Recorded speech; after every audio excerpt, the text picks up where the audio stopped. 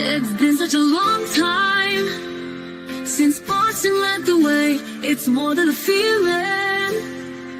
It's Mike and Tom to start the day. The heart of Massachusetts should be freedom, justice, and liberty. Freedom led pilgrims to Plymouth Bay. Salem trials had justice too late. The sons of liberty spilled the tea, and then the redcoats spilled their blood. The shot heard around the world rang out from the Bay State. Boston's strong and ready to defend.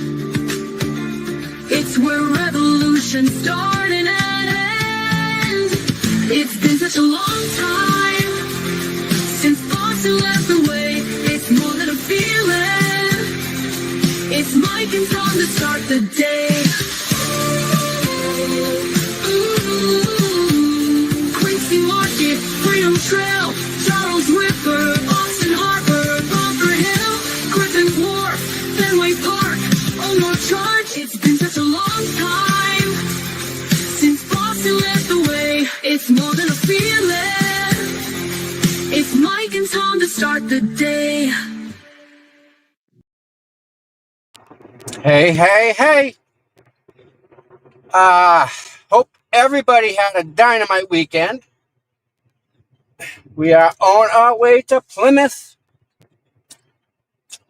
Yeah. Fun.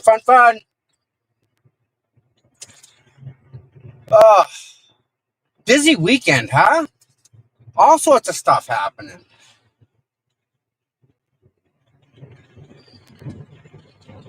Let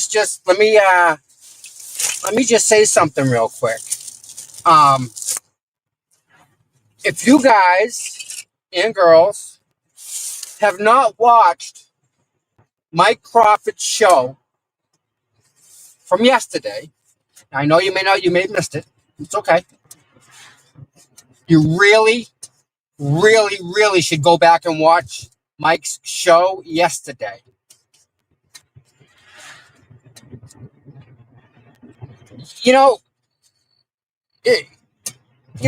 I know I'm not everybody's cup of tea. I get that. And that's cool. As is every single person that's listening to this may not be my cup of tea. I may not like you. We don't know that until we actually get to meet each other, talk to each other, make that determination.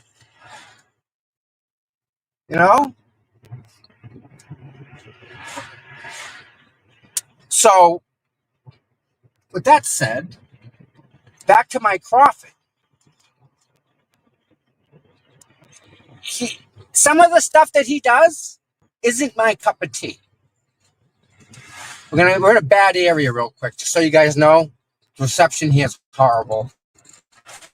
But we'll push through it. We can do it. Oh, you're a menace. Get off the road. Jesus.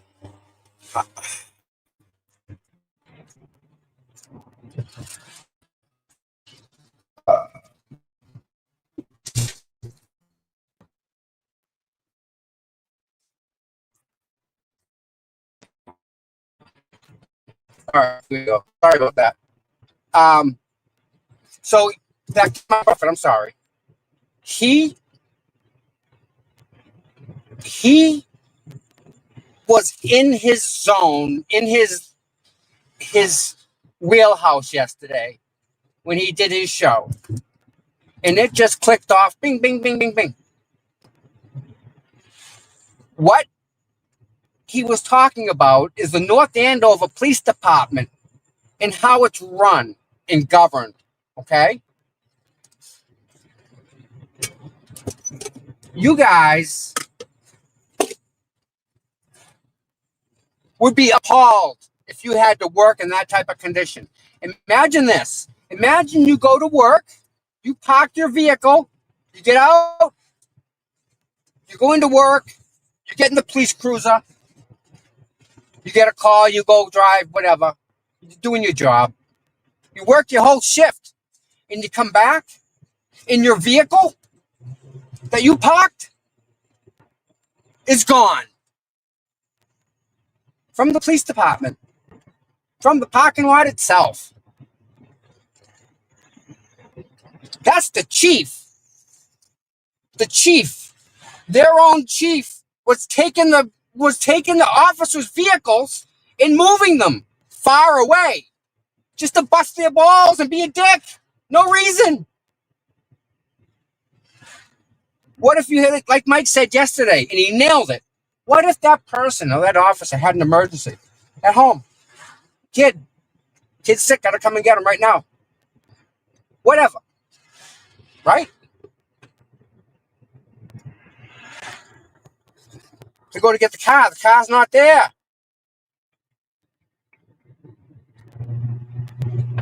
Imagine that. Absolutely ridiculous. And just so everybody knows, another thing real quick. I don't know if you can see right there. There's a building. Is that building? Right there? The restaurant? Nail salon? Computer store. Huh. I wonder who owns that computer store. I wonder who started that computer store back in 1997. I wonder. Huh. Yeah. You know what I'm going to do? Hold on.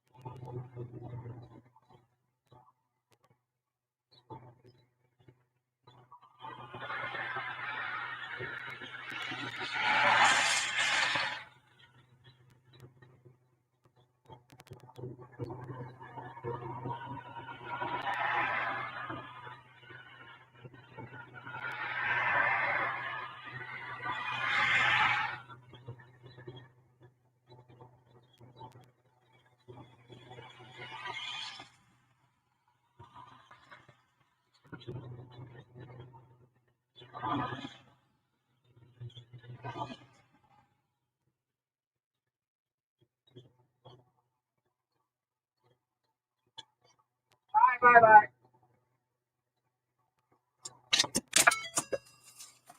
Sorry about that. Oh, yeah.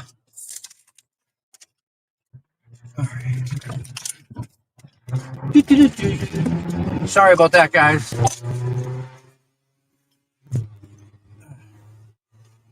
My my nephew went to the NASCAR race, and my brother took him.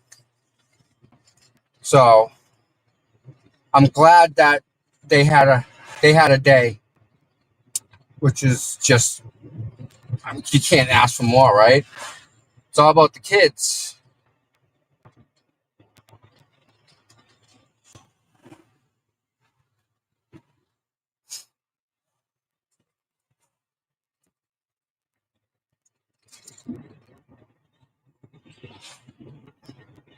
All right.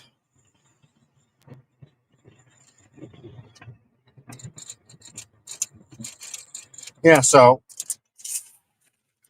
nice little deli over here, Bryantville Deli. Really good food. Hmm.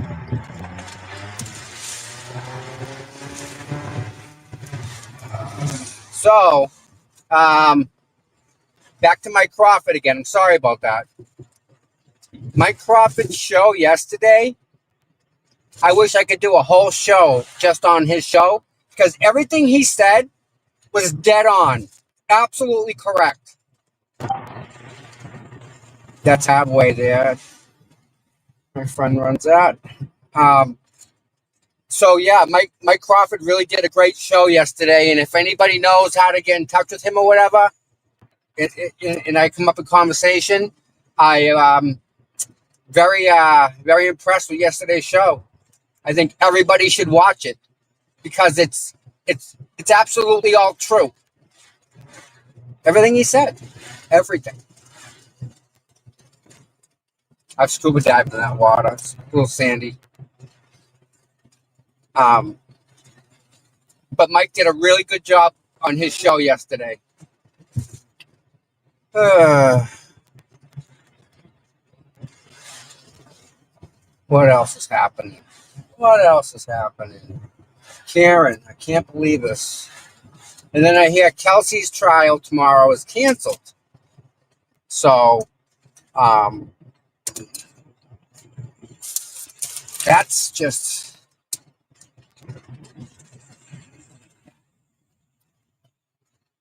I don't understand why that would be canceled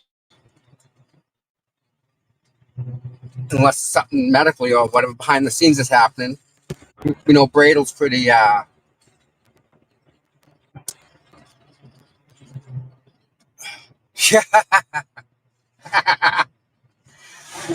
I just got a text from my brother. It's funny.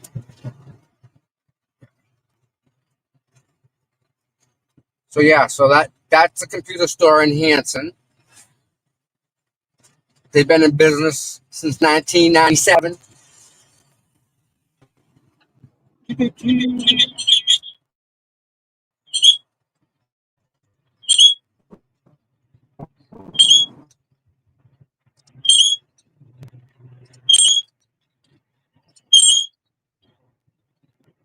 Okay, that's that.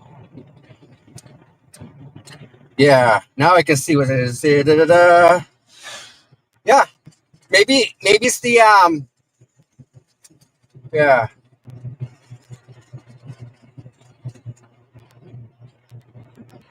Oh, Amy, don't worry about it. It's not even worth talking about, Amy. It's a different Amy,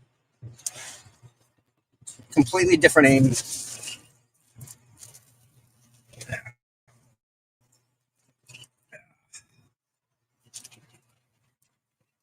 So I can shut. I can take the other. I don't need this one on. yet. I was just using it for the comments to see a peek.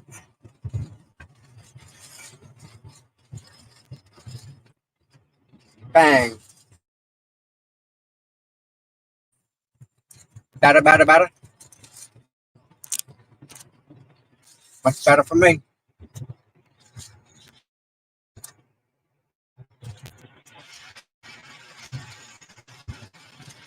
Uh, um, the chief in North Andover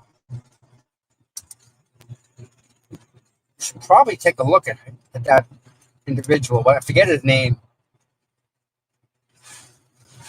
But again, right? Just like the chief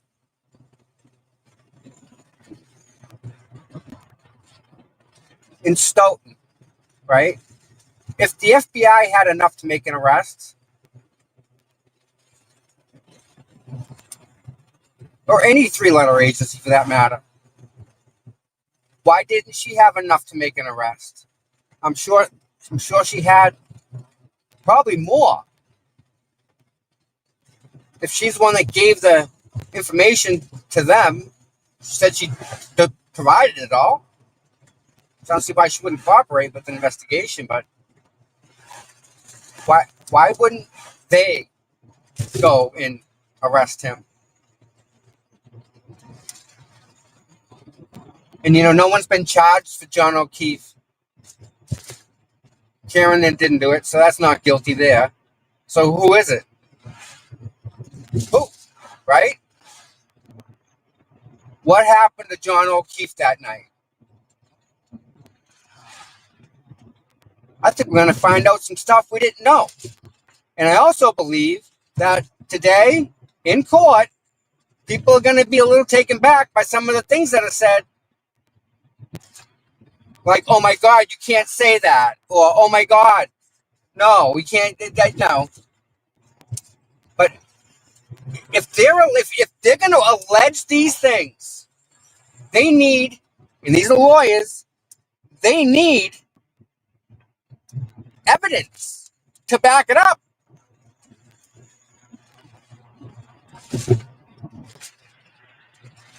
And we're not talking,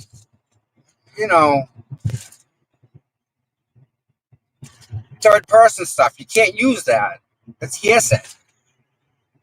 It's got to be direct. Oh, Amy, just so you know, Amy, the house here on the left is where Kathy Seth lived. Kathy Seth, she lived here. That house right there. That greenhouse with the black shutters. That was the Kathy Seth house. That's like internet days, the pre-internet stuff.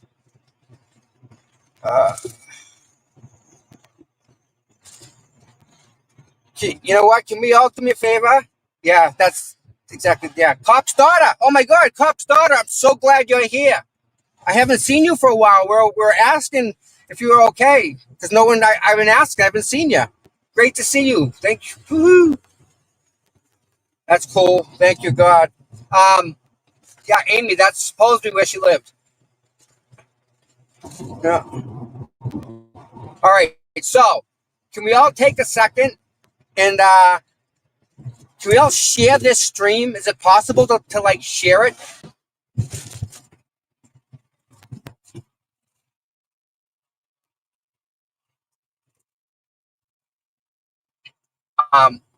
Also, and this kind of screws me, okay?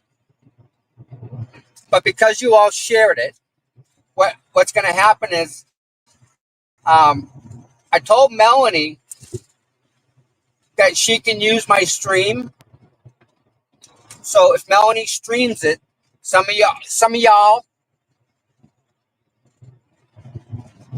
we'll all go to Melanie. We'll go over to Melanie's and I'll lose the viewers. But I don't care because we're all going to get the same content, right? Like everybody. I mean, how many people are streaming today, right? How many people? A lot.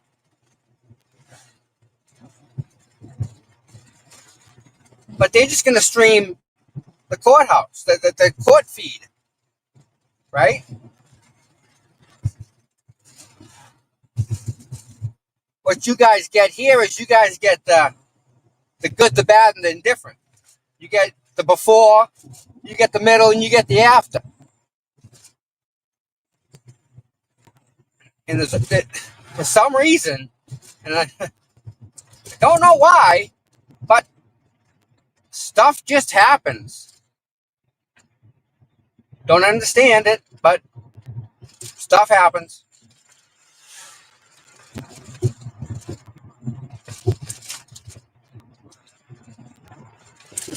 And it's usually on camera.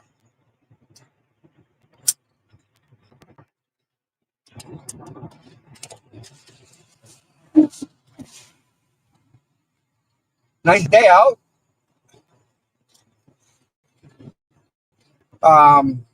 What else? Yeah.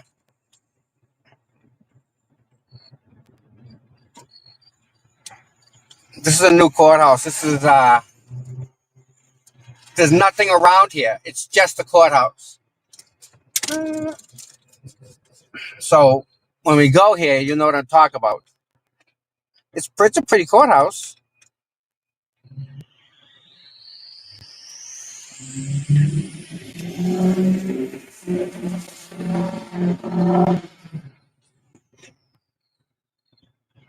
It's how we all start. We all start somewhere, Amy. Oh, Brian Foley. Brian Foley from Boston is an absolute rock star to the city of Boston.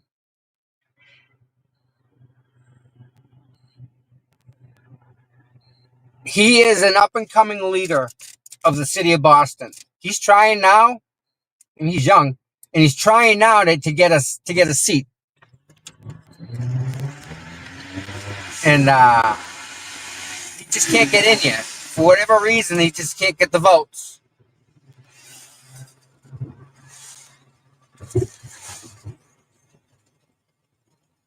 This kid woke up and somebody broke into his apartment. He did the Charlie Kirk. He did the setup of it, organization, and all the Cooper people went to his house, were knocking on the fence. They got arrested. You know, where was it? We went somewhere, and it was Black Lives Matter people, and they were trying to force us and get us out of where we were. So we were like face to face with them.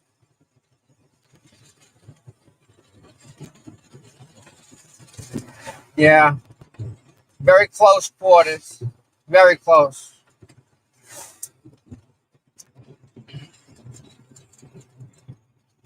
The people that were protesting in Boston were just nuts. Those are that like 1% of the population that really needs mental health treatment.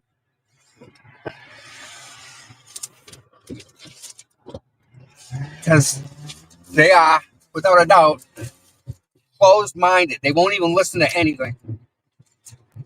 Yeah.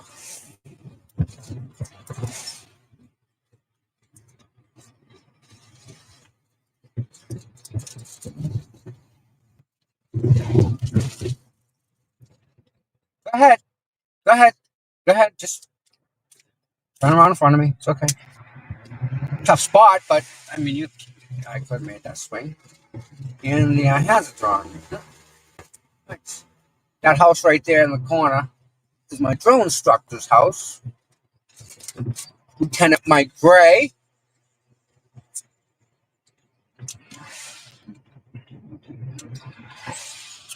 Right now we are in Kingston, Mass, everybody.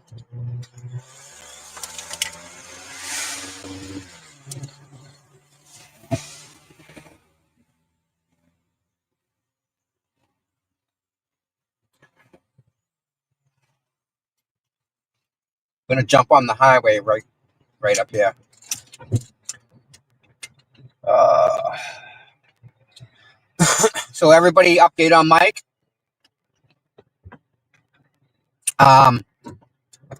Mike's home, got through surgery, and he's on the mend. So for everybody that reached out and asked me to pass along the message, I did. And for everyone that wants to know, he's home, relaxing, trying to recover from the surgery. So I don't want to get into any more detail because it's not my business.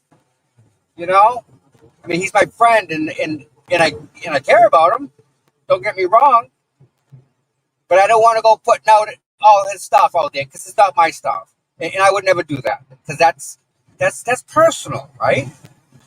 Um, but just keep praying for him. I mean, it's not over by a long shot. I think he's got some follow up he's got to do, which is good. Whatever they got to do to make him bad, to make him good. I mean, yeah, right. We want all that good stuff that they can do. We want that all for him. Get him back and healthy. So for everyone that asked, he's doing good. He's recovering at home, and God bless him and his wife. So still need prayers.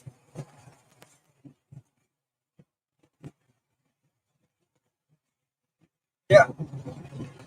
He landed.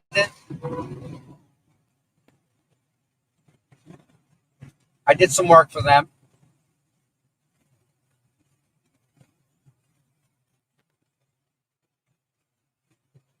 Guy that owned it.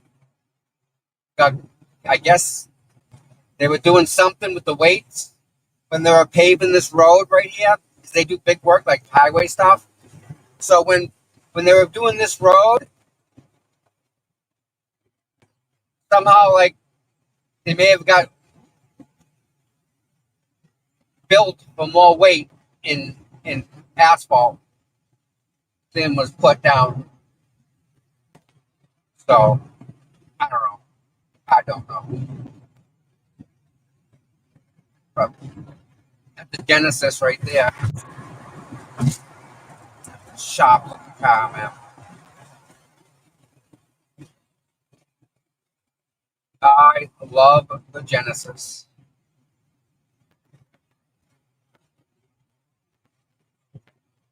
Uh-huh. Oh, good news on the auto insurance front.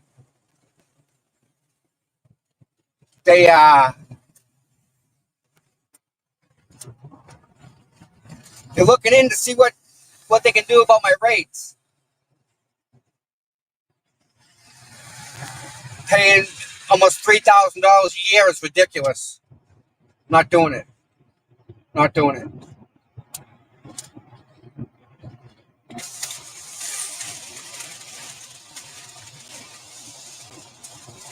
Not doing it. So this is the exit we get off up here.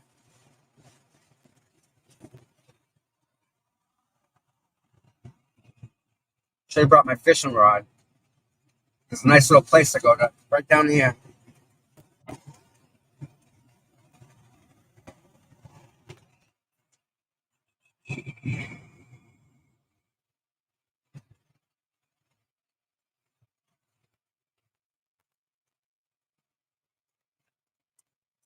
Yeah, I should be paying $500. Yeah, I have the best driving record they have.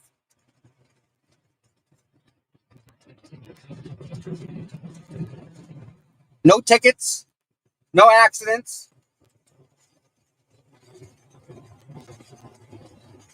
I own the car. I have zero coverage on it, basic. It was like 2,400 plus change, and then the rate's gonna go up in the middle of the policy. The lady said, so it'll go up even higher. But I have a really good driving score. Go ahead. Oh my God! Seriously? You slow down as much as I do? Wow! Jesus, guy.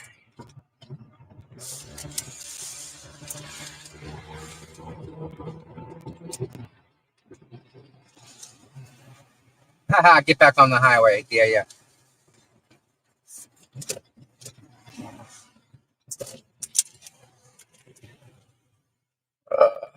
1243.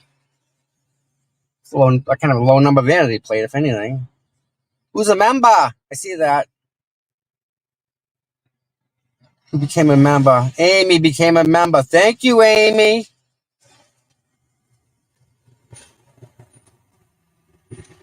Yeah. I'll show you guys the policy. It's and the reason I question it is because the other car, the Z, in '86, I was paying the same rate as this. So I questioned it, and I started going through it.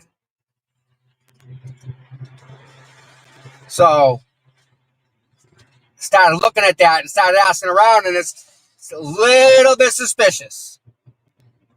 Just a little.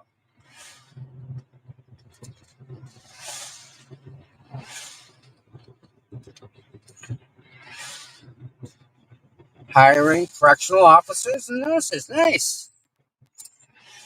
Anybody want a job? All right, we got some people. There's people out front. Oh, this is good. Nice crowd. Nice crowd.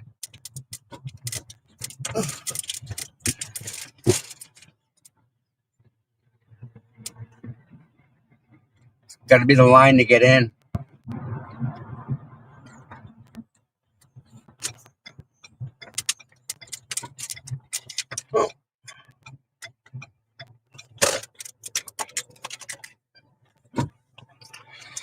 Pedestrians have the right of way 100% of the time. Lots of media.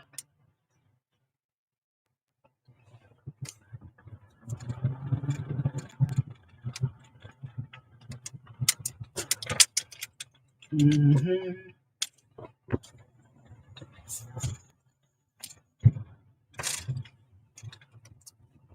I think we'll park right about here. How about that? I like this spot right here. This is my spot. All right. I should put that away.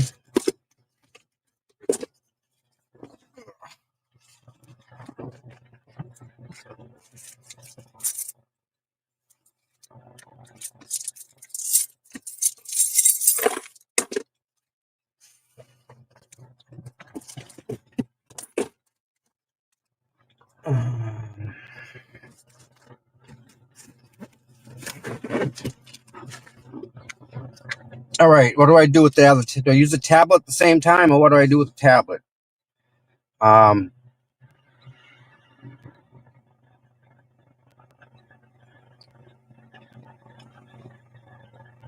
Hold on. All right, real quick, we're gonna do a test.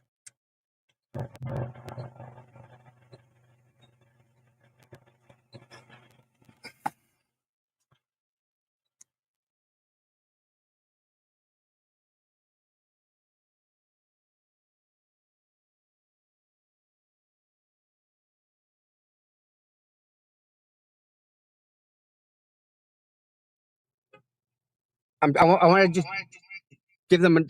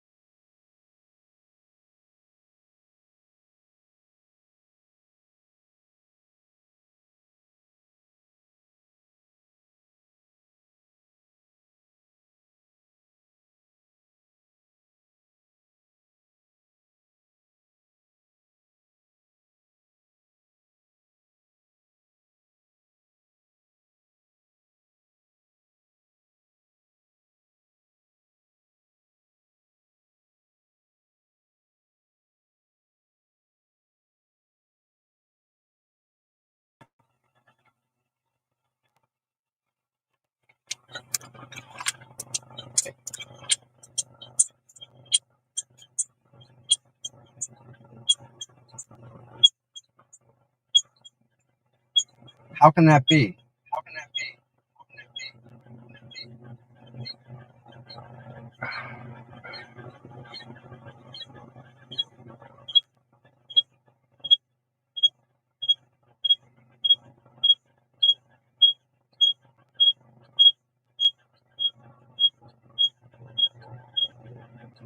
I'm ending that. Fixes that freaking problem, doesn't it?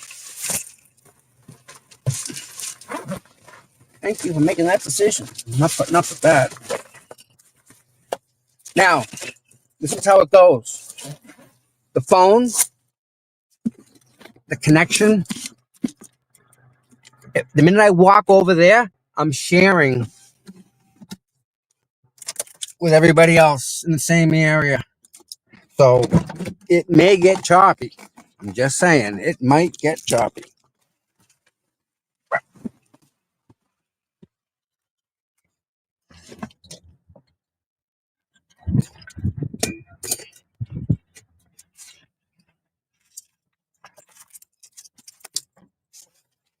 All right, there's that.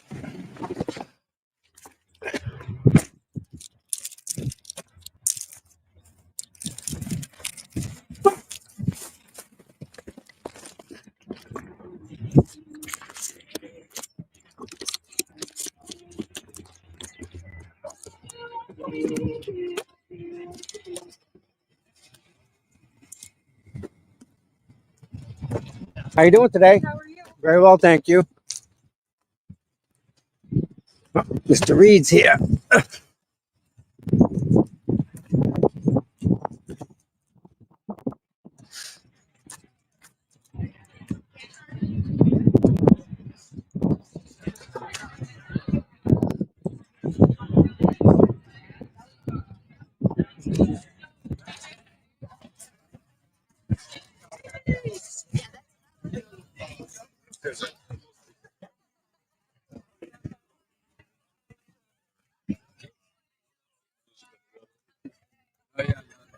One of his other assistants. She has 9 lawyers. On to the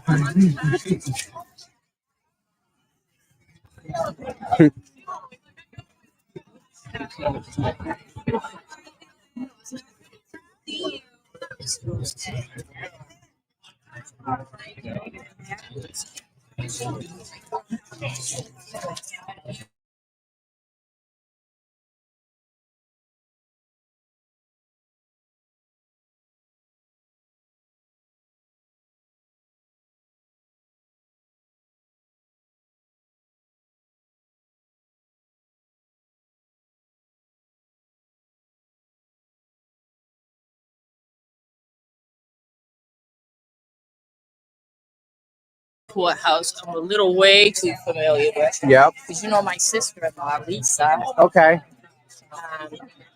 you probably know a lot of Lisas though. Mm-hmm. But Karen not, they wait till 1 or something. I think it's past 2. Oh, that's what the hell's wrong with me. I knew That's that okay. too. No, Is he? No? I don't see him.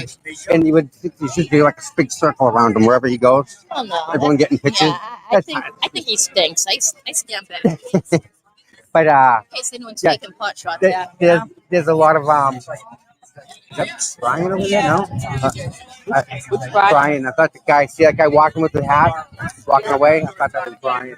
Oh, Yeah, BLT or Brian what's the LPL. story with him? What's going on? You know, I don't know. I'm sort of falling off the edge of the cliff. I don't know what anyone's doing. What's happened is, once the other Karen stuff has like kind of died down, so everyone's trying to find their own way to find their own little niche.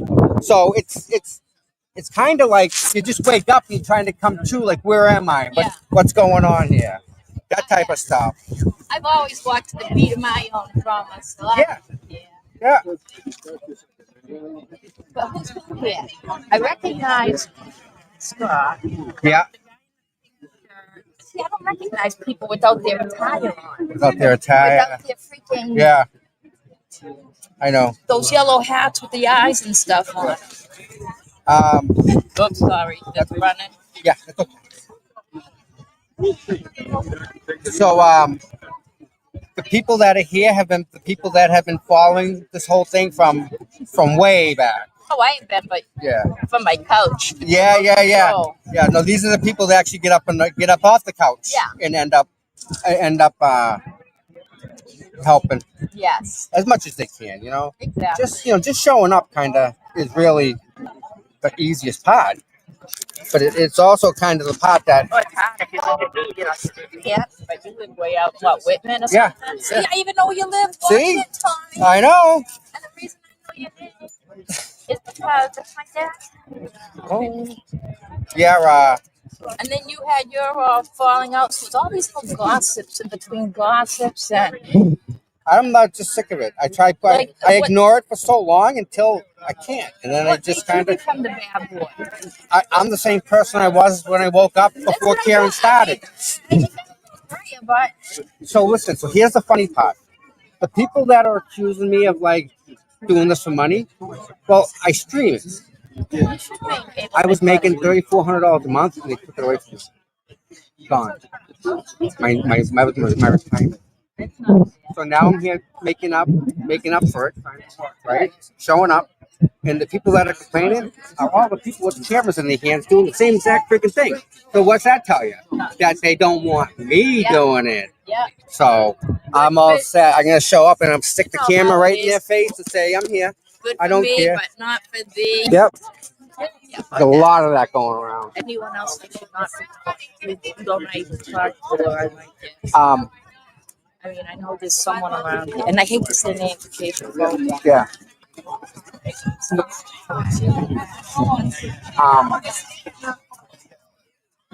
Guy in the pink shirt. Yeah. 6'12". Hey, what station from? 7. 7. Okay. Do you know who the pool camera is? Box. Nice. It's just these are all people that. I'm surprised you don't recognize the young cameraman. Well, I went to the Charlie Kirk Memorial, Yeah. middle of Boston Common, from I want a picture. So All right. I really can't hide. Yeah, Charlie Kirk didn't like me You know. because I'm a gay lesbian Okay. with 8 kids, Okay. and I'm thinking of turning into a male so I can beat the shit out of guys. Okay. Does that sound funny? Whatever you want to do. Oh, shit. And that's okay. No, listen, it's okay. That's the beauty of it. We're in America, and you're allowed to do all of that if you want. Told you it was Monday. I thought it was No, cool. I'm glad you figured it out. I'm like, what the hell?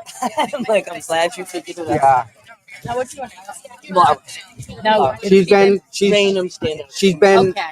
Thank you. I've been thanking everyone and thank you. she's been like again going way back. Yeah. way back. So So I grew all up in these people. Dedham. The hospital right next door in Plymouth.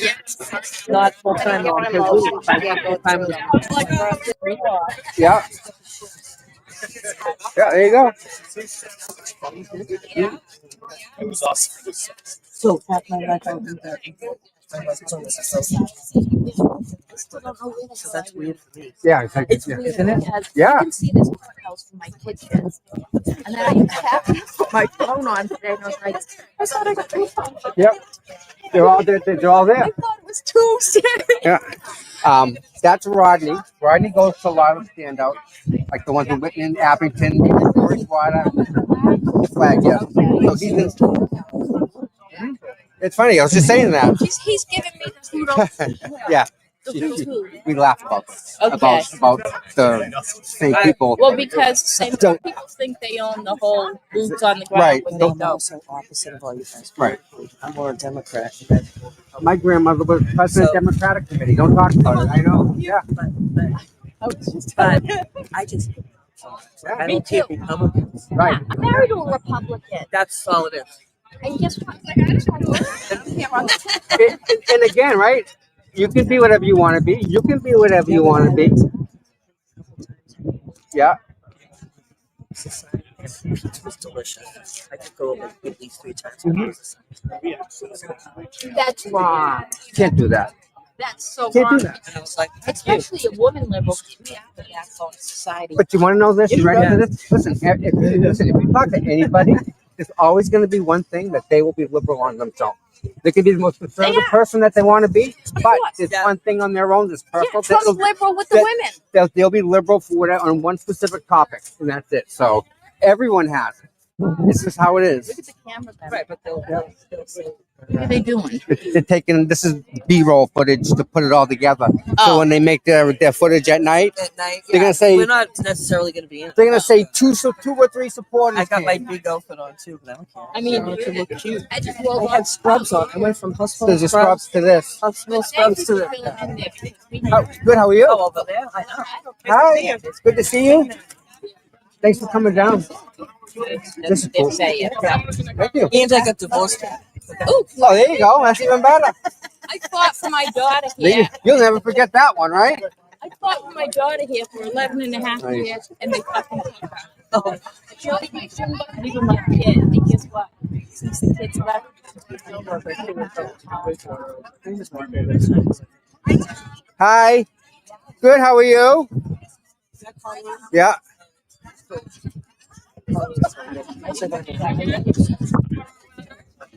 Okay, that's what you're asking for. Is that fine? I don't. Yeah, and my friend Rita, I came to meet her. Rita? Oh, that's the It's not like there, right for the dog.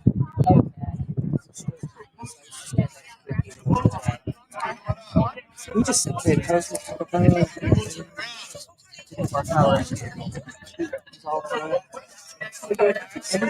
no, patient transport. Everything's been politically. I hope I hope she's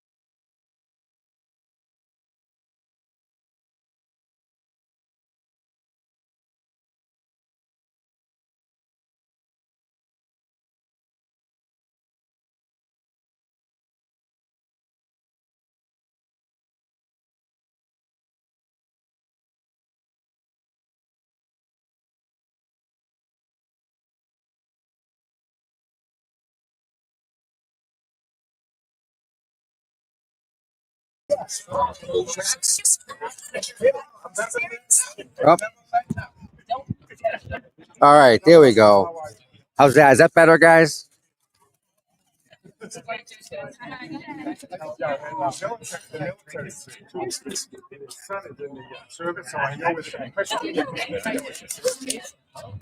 Yeah, we just where they come from. The military grades just like stops. Nice. Okay.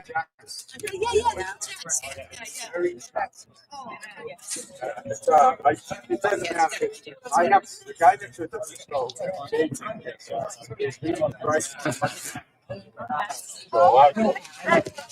I know what they all got. They actually, we're gonna find out.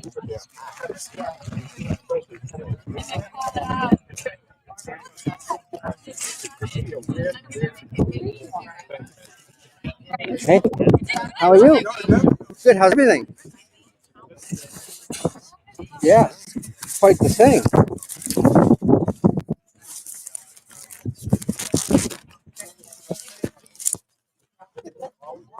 Yeah, I think so. I'll wait till she gets here, though. Hi. You good? Hi. How are you? I have a great picture of you and I at dinner. Do you really? Yes, so we'll get another one here. Let's do that. How's that? Joyce? Where's Joyce? Joyce, where'd she Joyce. go? Joyce, where'd she go?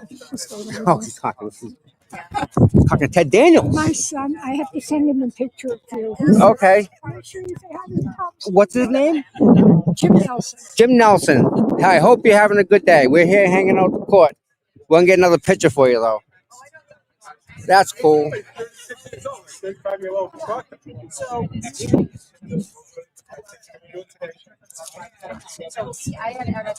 Yeah, get Joyce, right? We'll get another picture. Tom said he was going to have- Put another picture. Oh, so I watched your stuff. Thank you. How's he doing? So much better. Where he wants to be, his wife taking care of him. Still, you still gotta go through it. That's the tough stuff. You know. So, my co-host. Mike Fox? No, Boston Mike. Okay, I don't know. Yeah, he was my co-host. Yeah. He had cancer, colon cancer, and they took it out, so he's home recovering. So he's safe. He's not safe, but he's better now. Yeah. I just had my first. Good. Because of that. We got my family history. Everybody, Yeah, I got history. Yeah. My mother died. Yeah. I'm all over it. Yeah, and make sure you tell your family. I used to tell my family members to Yeah. listen and cancer. See? See what you read stuff what's going on. Yeah. Well, I had Yeah,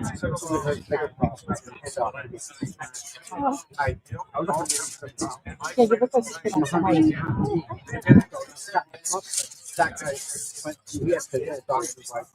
what happened? I don't know.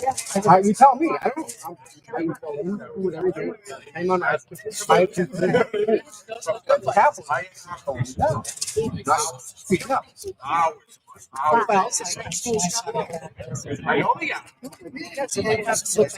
Well, Yeah, I'm getting.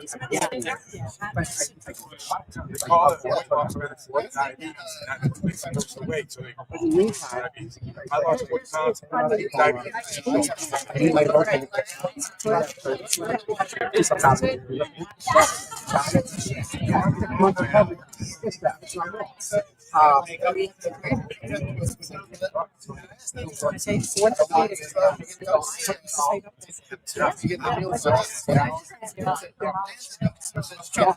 Yeah, the after, right.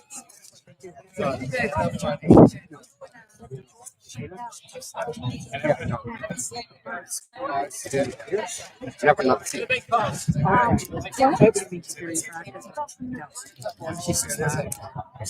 does that mean?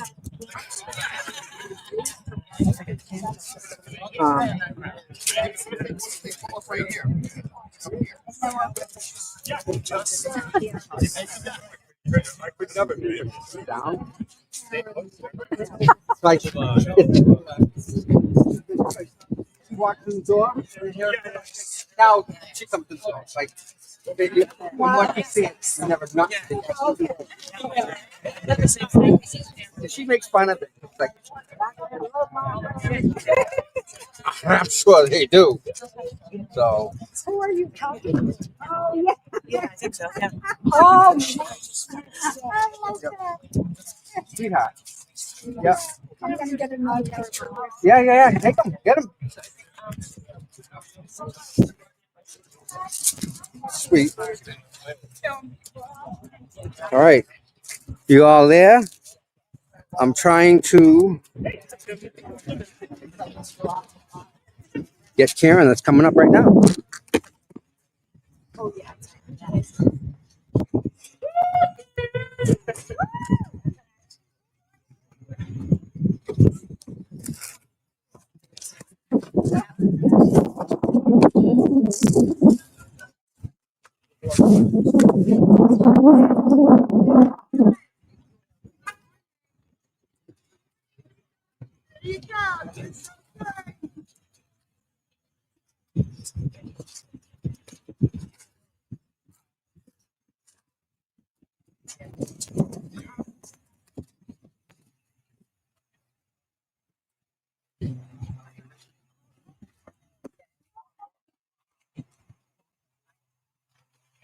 Let's go.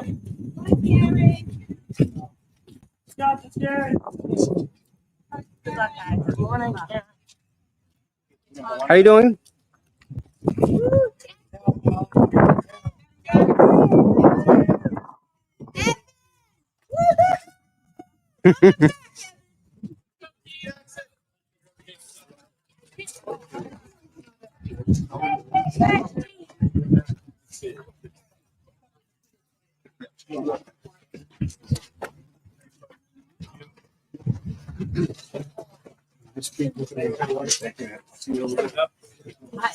All right.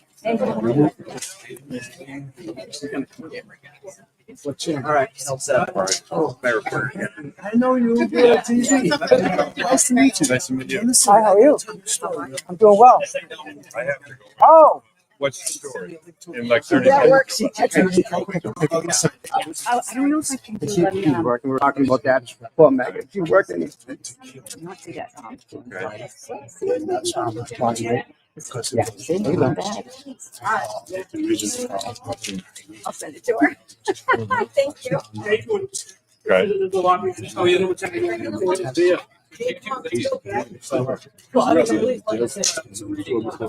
Stop it, guy. Good to see you. How you doing, sweetie? How's your shoulder? Good. Yeah. You will. Yeah. You're gonna wait a little bit. Yeah. Go in. Yeah.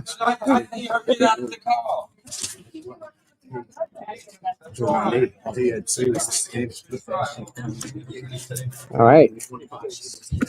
So we've seen Karen go in, right? And now, right, we have to put stream up, but it's not even, it's still early.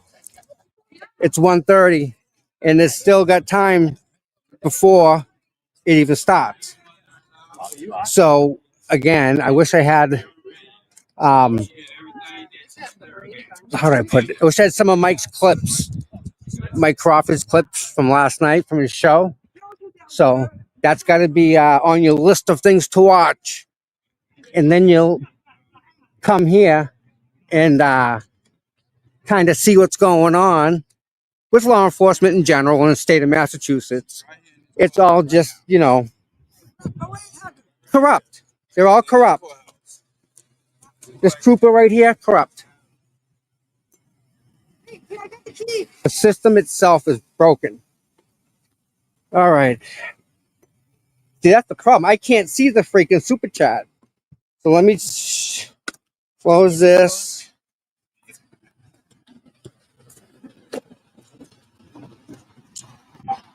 Hold on. I can't read it. It's still small. I'll take a picture. I'll show you. Well, let me mute this. Right. Enter. Donkey! That's Barry Lewis, too. Barry. Long time no see. Wow. Amy, fishing fun. Thank you, Amy. Wow. Wallflower member. Thank you, Wallflower. Amy, member. Yeah. Ooh, this is a good day. Wow, you guys are just amazing people. I don't know. Wow, like, thank you. Thank you very much to everybody. You know, I mean, it's a lot. I did not see Liza today. I did not see Liza.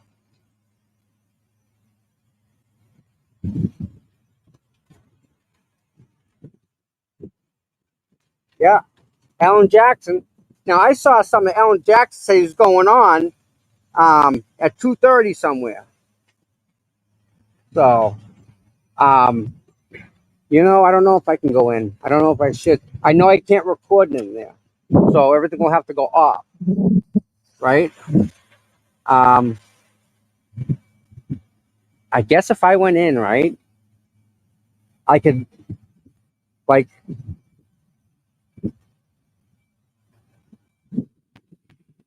leave my cell phone off, maybe, or leave it on and then come out. No, I still can't. And I got to be very careful with the rules pertaining to media for other reasons than just this. Bigger reasons, we'll say. All right. You guys are gonna, you guys gotta hold on 1 second. I'll give you a level.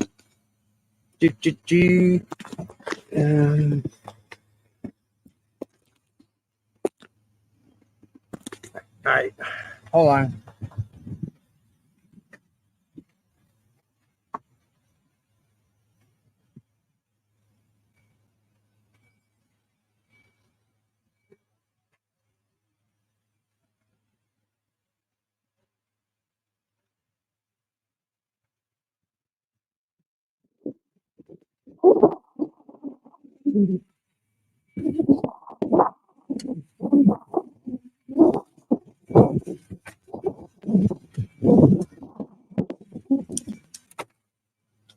All right, so if I'm going in, right,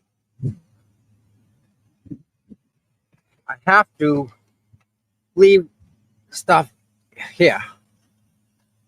Okay, that's at 24%. All right. Let's see, I can read chat now. Oh, Scooter, 54. Thank you very much, Scooter. Scooter, thank you.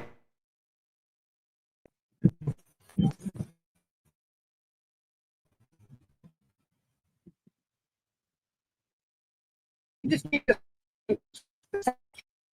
so that everyone that's here, they don't gotta go anywhere. They can just leave it on all the way.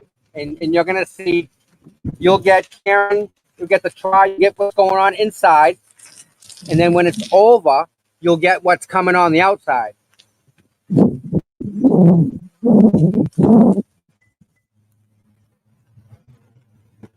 Glenn.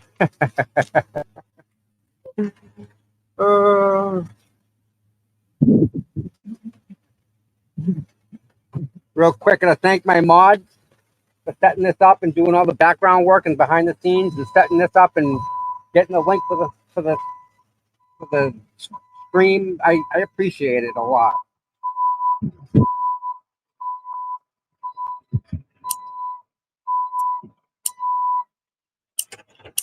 I could. That's an idea.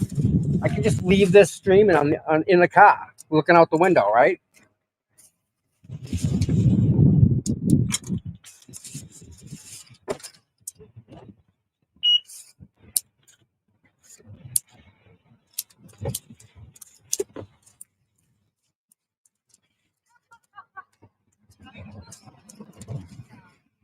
Wow, Wendy. Wendy. Whoa. Thank you, Wendy. Thank you. Thank you. Thank you. Wow. Jeez, Wendy, thank you very much. Wow. Pop starter. Linda C. Wendy, wow, it just kind of blew me away. That's awesome.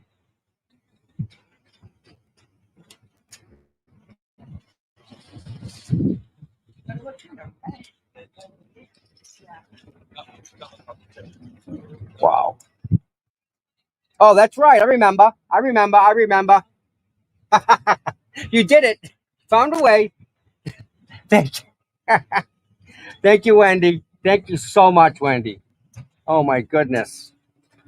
No, Wendy sent me something and it didn't go through for whatever reason. And then um, she was at one place and I was going to another place and we just couldn't hook up. So we kept making a joke about it. And yeah, she got all right. Wow. Wow. Yeah. Um, Boston Mike, we're all praying for him. You know, he's through the hardest part. Now he's just gonna go. I think he's gonna do stuff, but um, he just thank God he's good. You know.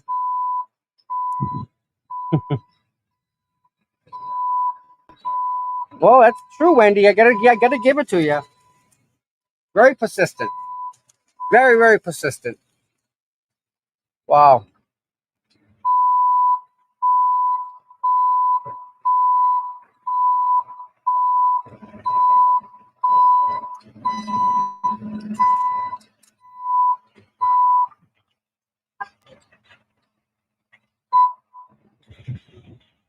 I'm not sure what treatment he's gonna get. Whether um, I don't know if you lose your hair anymore. I think they may do something else. I don't know. I don't know. But he's gonna make it. Well, it's funny. One day he signed on. He shaves. I'm like, whoa, who's the dude here? I remember these kind of like, yeah, different person without a beard.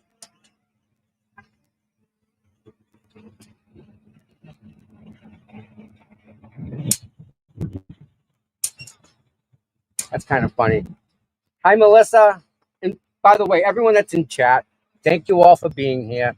Um, I appreciate it deeply. And you know, you can watch the whole trial here, one stop shop. You're gonna get Karen on the way out. Um, I got a microphone that's connected to my tablet, external microphone, because you guys are like saying stuff about sound.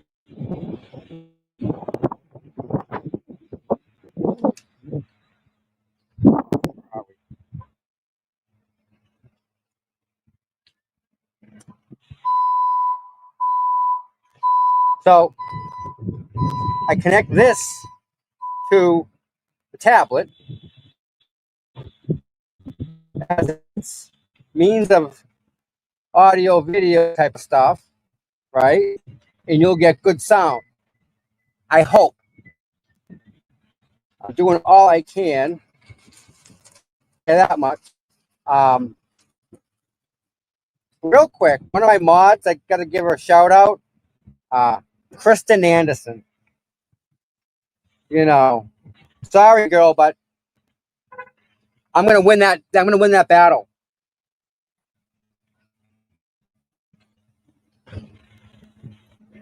They the idiots matched me and her up.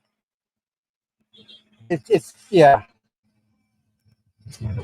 They ain't right over there. Tell you that much. Um,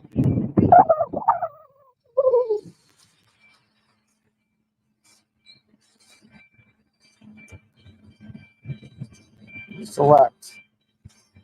I want Chrome, YouTube, add an app, StreamYard. Not an app. That's the problem. If they gave us that, we'd be able to modify it. Streamlabs. Damn it, not here. So either way.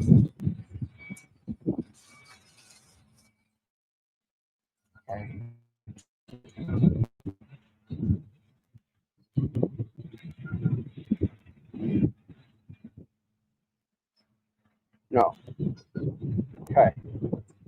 Oh.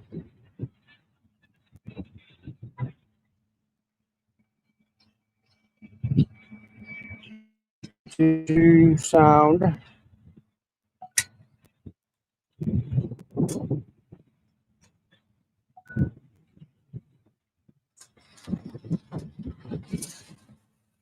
Sound.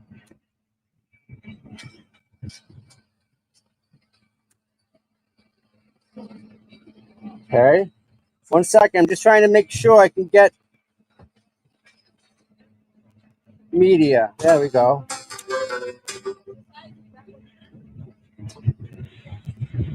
That may work. Okay. Now I go into StreamYard, enter studio.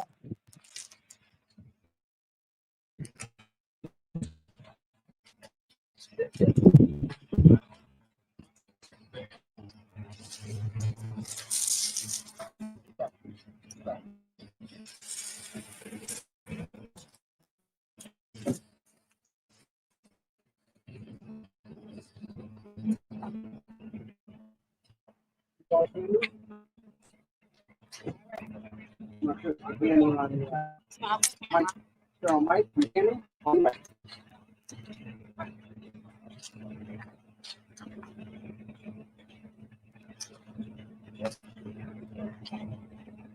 You guys hear me in the volume on the microphone by any chance?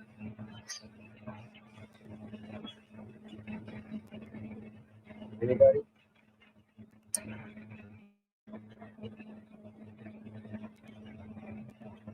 Can you guys hear me? Anybody hear me on the mic?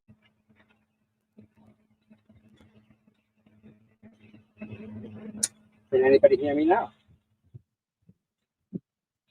Jen, can you hear me? Donkey, you hear me?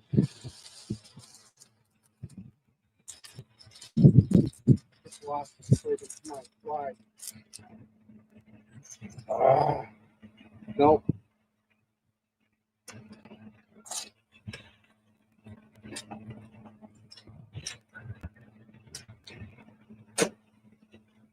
Okay. So what I tried to do is I tried to connect this to the tablet so that when Karen's walking out in the crowd, I can just take this microphone, extend it on my arm, and just shove it right above her head so you guys can hear like exactly what she's saying.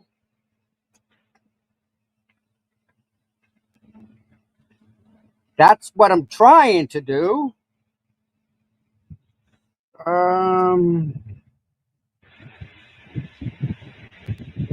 Yeah, no.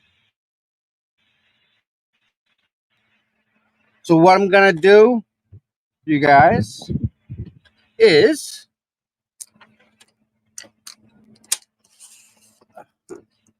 shut this down so it doesn't make any noise. Nope, don't want to do that.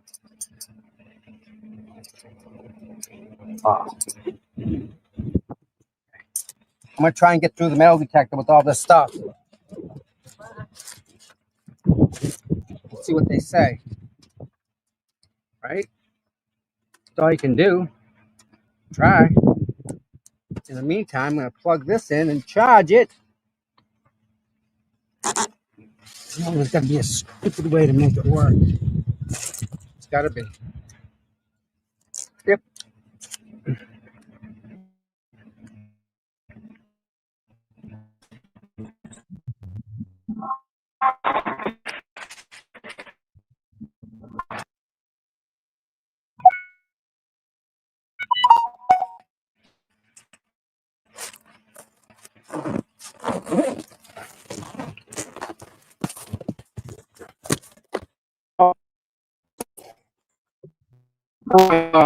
Yes, hold on. Hold on.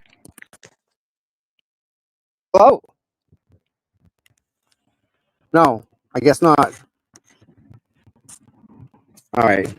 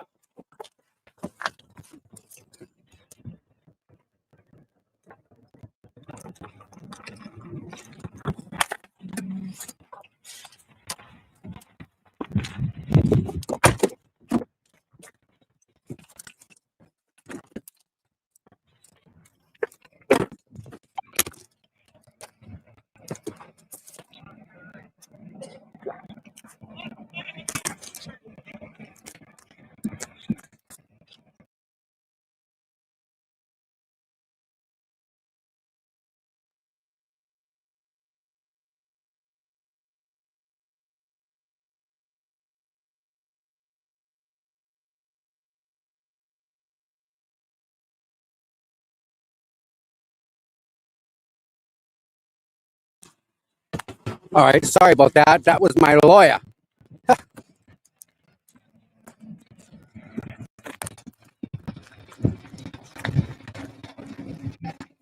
Yep.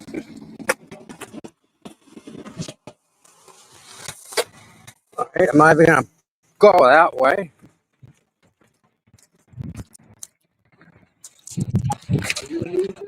No, sir, but I can help you maybe. What's up? I heard you talking to the other guys out there. Oh, you heard? Yeah. Jesus. What do you got? They accused me of assault and battery on the scenes on my neighbor, a threat to commit a crime with a dangerous weapon. You kidding me? And the original call was a wellness check. Could you imagine that? So They listen, fabricated the whole story. I believe it. I have a question. I have to go in, but can I talk to you after? Like, is there a way I can get your number or something? Or you can call me? Now you could. I have a YouTube show that I do right now. I'm on live. Okay. I can tell. We'll get the word out there. All right. Like big time. All right. So we got two because I had one back in April 4th, We'll 2020. talk all about It it. was on the news. Yeah. No, They said I spit on all the fumes too. we'll pick it all. We'll go through. Get all that. My number is 781. Hold on. Don't give it out like that. We're live. Hold on. I got it. Oh. That's called self-doxing. I've done it before. Not good. I got a Sharpie here. Hold on. We'll have to see you. You can. 1 month. You can. Absolutely. I want it. Do you have all that? Send it all to me right now. Send it to my email. cputom@gmail. I don't know how to do that. I'll let you do it. I'll do it. Yeah, absolutely. Let me find it. Yeah. Turn that on. What is Plymouth? I live in Duxbury. Duxbury. Okay. Deluxeberry. That's what you say. Yeah. That's what the rich people they call it. All right. Let's see. That might still be on. All right. So, what's the number again? And my email is jd783 Okay. 720 Yeah. at gmail. Okay. And the phone number is 781-831-0139. Now, I have that. And what's your name again? Jethro Davis. Jethro Davis. Okay. See that? So there it is, right? Is that the Let's send it to you. No, we want to send it to me. is that the No, CPUTOM at Gmail. is that the call though? The emergency 911 call? I don't know. This thing is attached. Okay, so that means it's attached to that, correct? It should be. I still got your All two, right, so I so can still now, send it. yeah, I'm gonna send that. So So right there, right? yes. Yeah. Okay. So there's that. There it is. Pause that. Stop. Send it to you. Son. Yeah. Downstairs. I don't. Okay. So I just forwarded this email to myself. Okay. But this, if I hold on to this, it should let me send it right from here. Pause. Why won't it let me? Right? So upload, forward. That's what we want. This is it. Yeah. We'll go through all that. See how it's right here now? You got it. Bingo. Send it to yourself. Sent. And I was found not guilty. Sent. And that's the true self-defense. Yeah. But what they made up was the video was there, clear to see that it was not disorderly. But they charged us $50 for that. Well, So that kind of hurt. I can at least listen to what you got to say. I have no problem with that. Well, That's all I can do, right? Just Google confrontation at Stop and Shop in Kingston, Mass. Okay. Google that. Yeah. You'll see it. Thank I'll you. talk to you, my friend. God bless you. God bless you. All right.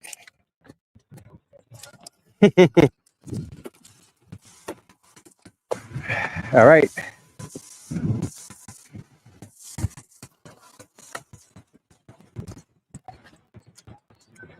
Well, that's interesting. Again, stuff just happens to find me like that. So, yeah. Interesting. Very interesting. How you doing? Love the flag, buddy. I think you've been in every town in Massachusetts, buddy.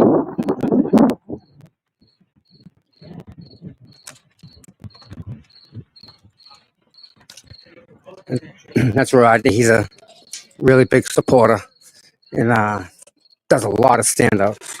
So let's see what happens here, guys. I may have to um, wait and then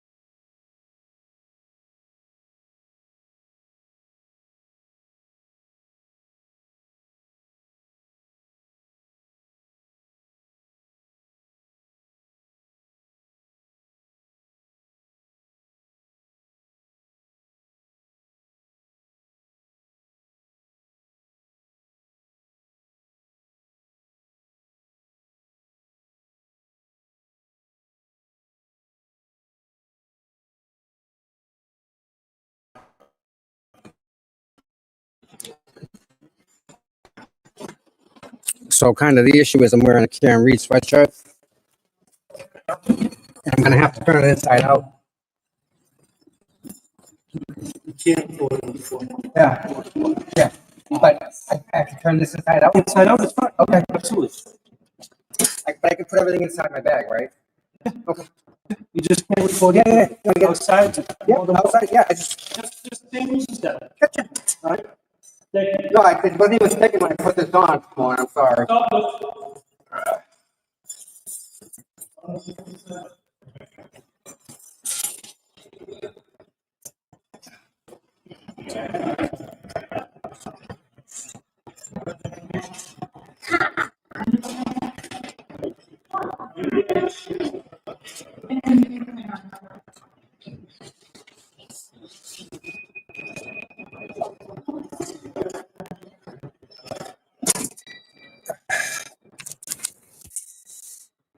Okay, everybody. I have to sign off, unfortunately, because I'm going to go in. But please stay here on the channel. Please stay here because it's all going to be on the screen, I promise you. And as soon as Karen gets out of court, we will absolutely be back live. So, everybody, I do appreciate everyone being here. I love you all. And please hang tight here. And I'll be back as soon as I can. Bye bye.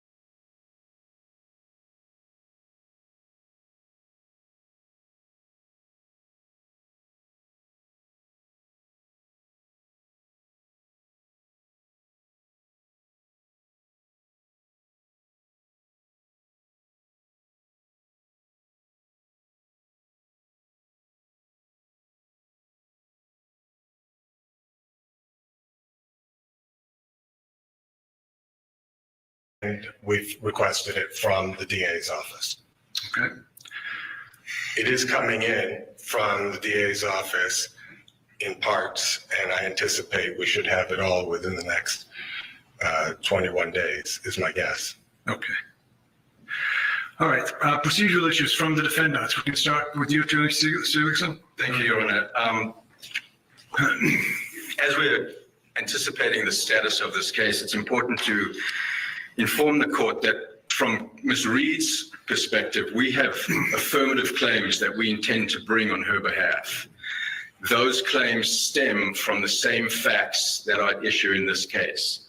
Those claims, Your Honor, are against parties that are not in the litigation at this point, including the Massachusetts State Police, Lieutenant Brian Tully in his personal capacity, Sergeant Yuri Buchanan in his personal capacity, Michael Proctor.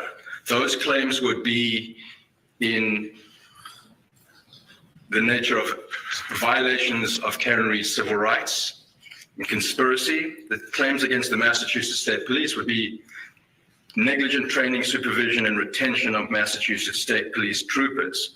We also intend, Your Honor, to bring claims, affirmative claims, against Brian Albert, Nicole Albert, Matthew McCabe, Jennifer McCabe, and Brian Higgins, who were the occupants of 34 Fairview Road in Canton on the night in question. Those claims will be in the nature of civil conspiracy, violation of Karen Reed's civil rights, and then a claim against the town of Canton through its police department for negligent failure to secure the garage in the Sally Port. We asking the court's permission to bring those claims in this case because they do arise out of the same nucleus of operative facts. In order for us to fairly defend Ms. Reed in this case, those claims, those parties need to be asserted in this case. What we'd like to ask the court's indulgence for is we have a proposal of how to bring those claims in, given the voluminous nature of this case. That would be 10 additional parties coming in.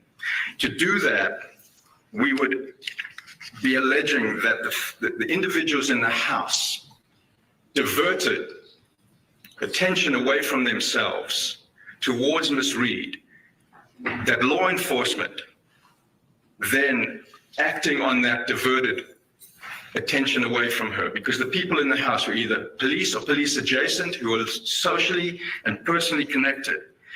Then they collectively conspired to ensure that what happened in the House was not explored and investigated.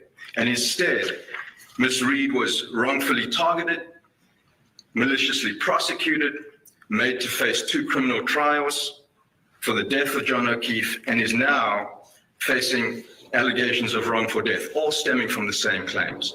How do we synthesize the process to bring these claims and parties in? What we're asking the court to consider is for us, at the time we file her answer to the complaint, we've got some claims that we're asking to be dismissed, regardless of how the court decides those.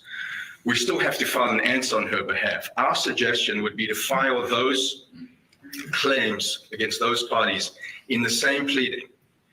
Serve all of those new parties with that complaint.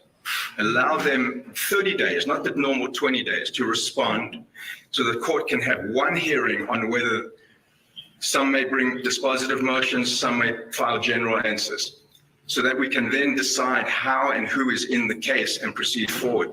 So I bring that to the court's attention.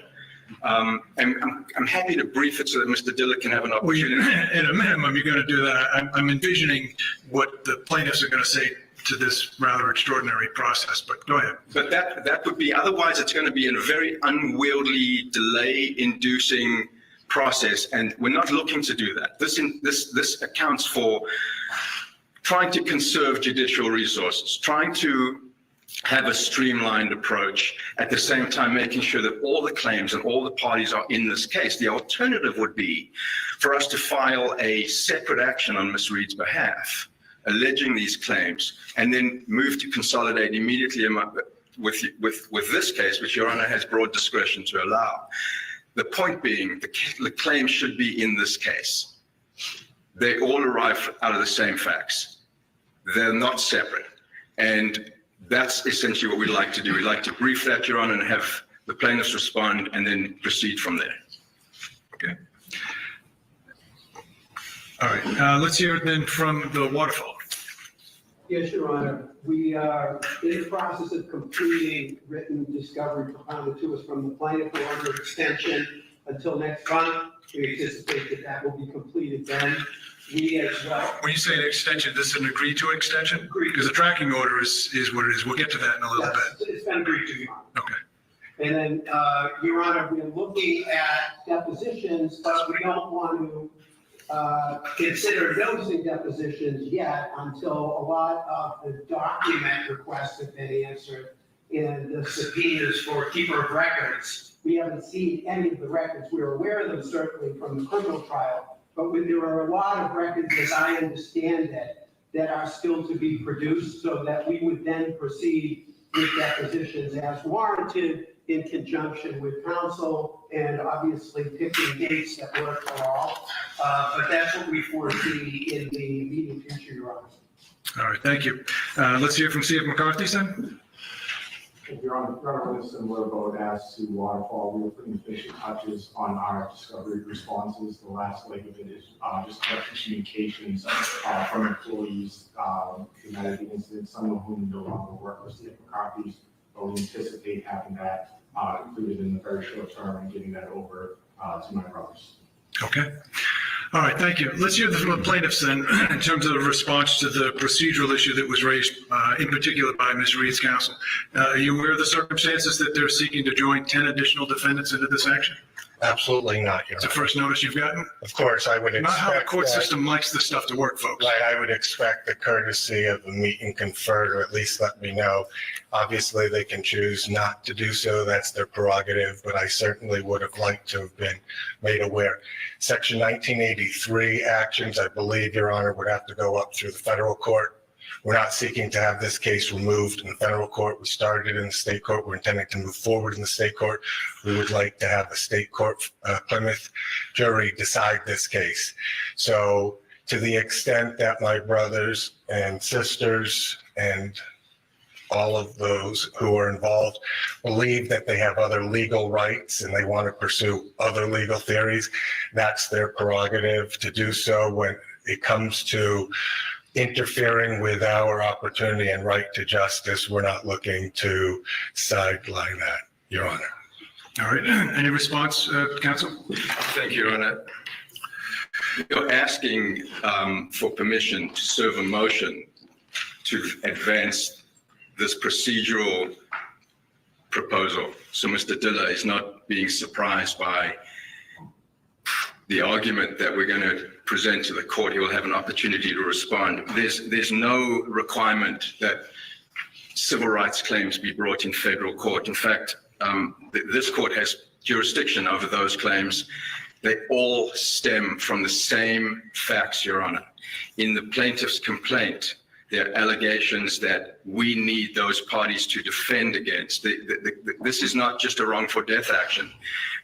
Our narrative of what took But it place. is, though. It's the plaintiffs. Well, just hear me out for a second. And when you say that it's not just a wrongful death, that's what the plaintiffs have alleged. The defendants have filed motions to dismiss portions of those. So this, at its essence, is a wrongful death action being brought by the plaintiffs, right? So what you're seeking to do is to be allowed to amend these proceedings and to effectively bring in 10 other defendants for the claims that the defendants have against those third parties that aren't noticed here, right? So you've got to procedurally give them notice as well as the plaintiffs notice of this event before it goes to any adjudication by the court. And that's what we've built into this proposal, which is trying to streamline that process, not depriving them, the new parties, of the opportunity to argue both the procedure as well as the substance. And we're suggesting, instead of serving party X with a third party motion for a complaint, then that party opposes it, then the court rules, then that party perhaps is brought into the case and then brings another motion to dismiss substantively. We're not seeking to. Isn't that what the rule requires? The rule does require that, but the court has discretion to consider the streamlined approach. And we'd like to brief that for Your Honor, but we're raising it at the status conference so that because we are scheduling deadlines and events out into the future, we'd like to at least have the opportunity to advance that argument for the court and allow Mr. Diller to respond to it. And then we will act accordingly. That's the purpose of the disclosure of this today, Your Honor. All right, so I don't know that there's any ruling by the court today that would have to be made relative to that because it isn't even filed yet, so that there's nothing before the court. So ideally, what my instructions to the clerk's office by setting this event up was to get a trial date from you folks and then work backwards like we would do with any wrongful death tort action, which this case is. I take it. Litter Robot, the highest rated self-cleaning litter box for cats, is now available at PetSmart. From the moment you get it home, you'll never scoop again. The Litter Robot cycles after each use, separating the dirty clumps into the tightly sealed drawer below, so your cat always has a fresh bed of litter. Plus, Litter Robot's sleek aesthetic is designed to fit with any space or style. Come see Litter Robot at your neighborhood PetSmart today. Litter Robot by Whisker, making life with your pets endlessly better.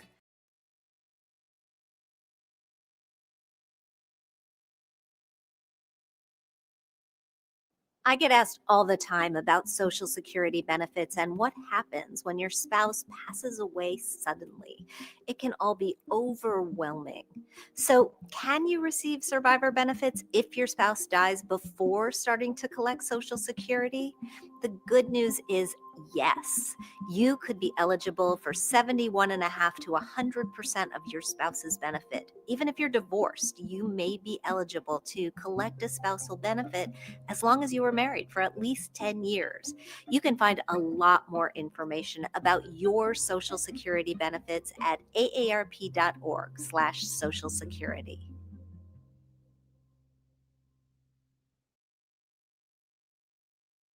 But to join 10 new defendants under wholly separate theories for people that haven't even been joined yet in this litigation puts that on its head. There's no way you wouldn't even have this procedural process outlined by the spring, most likely.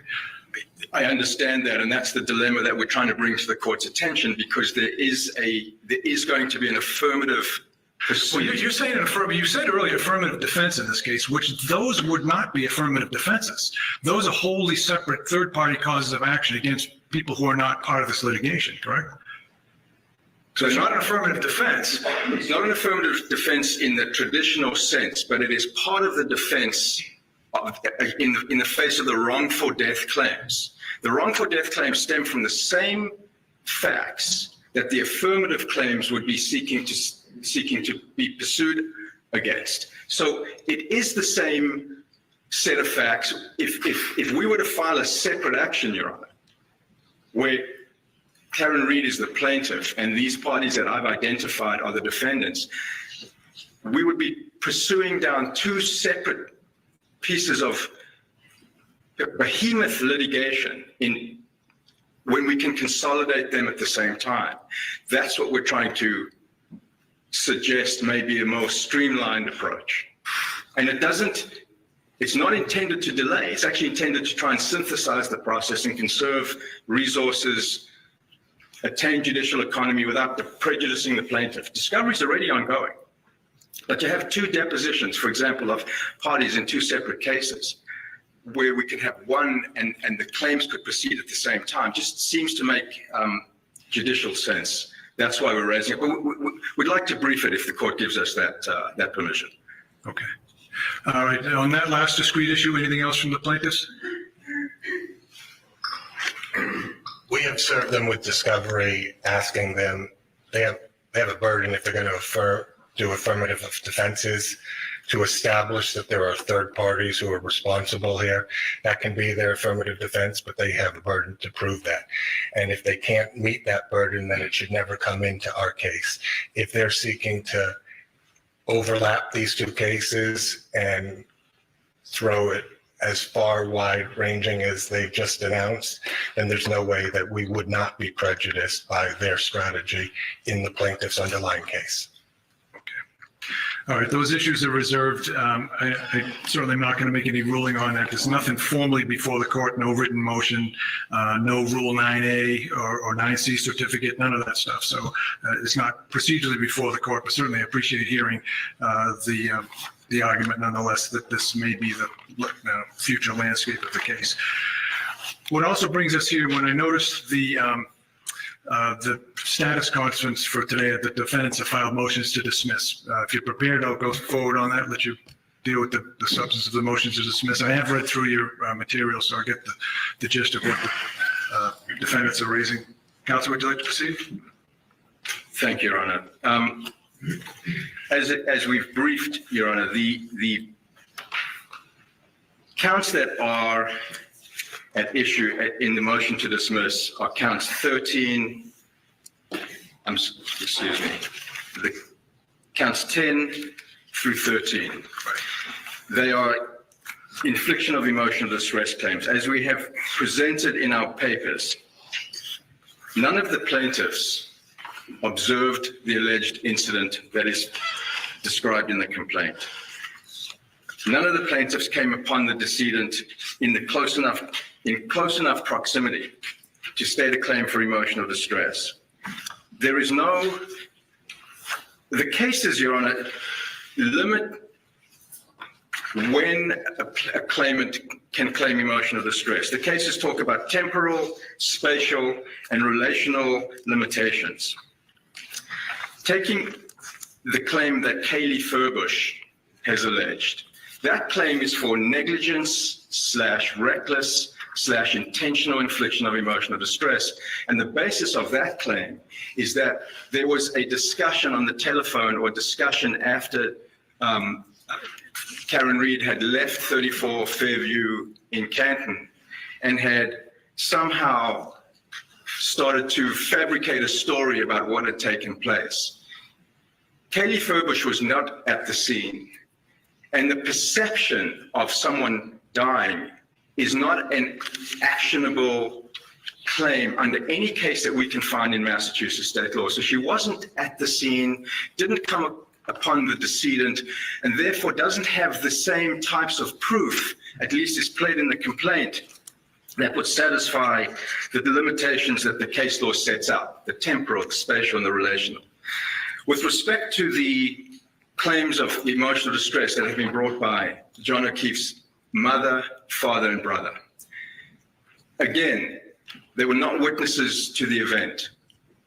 They came upon him many hours later. There are cases, and particularly the Cohen case that is cited in our brief, that speaks to the time that passes between an alleged event and when a family member or a bystander witnesses the consequences of that alleged event. And in that Cohen case, the court speaks to the fact that the mother of a young man that died in a plane crash didn't get to find out about it until many, many, many hours later, and the court denied the right to pursue an emotional distress claim.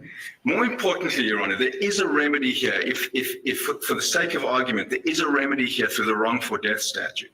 And the wrongful death statute compensates for the types of harms that are alleged in the complaint. So what we're asking the court to do is to dismiss out the emotional distress claims because they are duplicative and allow the plaintiffs to pursue the wrongful death action singularly. We rest on our papers. Thank you, Judge. All right, thank you. So let's turn to the other defendants if they want to be heard. You've filed separate motions essentially arguing the same relief, but if you have anything you want to add, you certainly can. The Waterfall? Yes, Your Honor, we have the Waterfall. Just very briefly, I think the distinction here the counsel's making is that these claims, these infliction of emotional distress claims are intended when you're in the zone of danger or you're a recipient witness.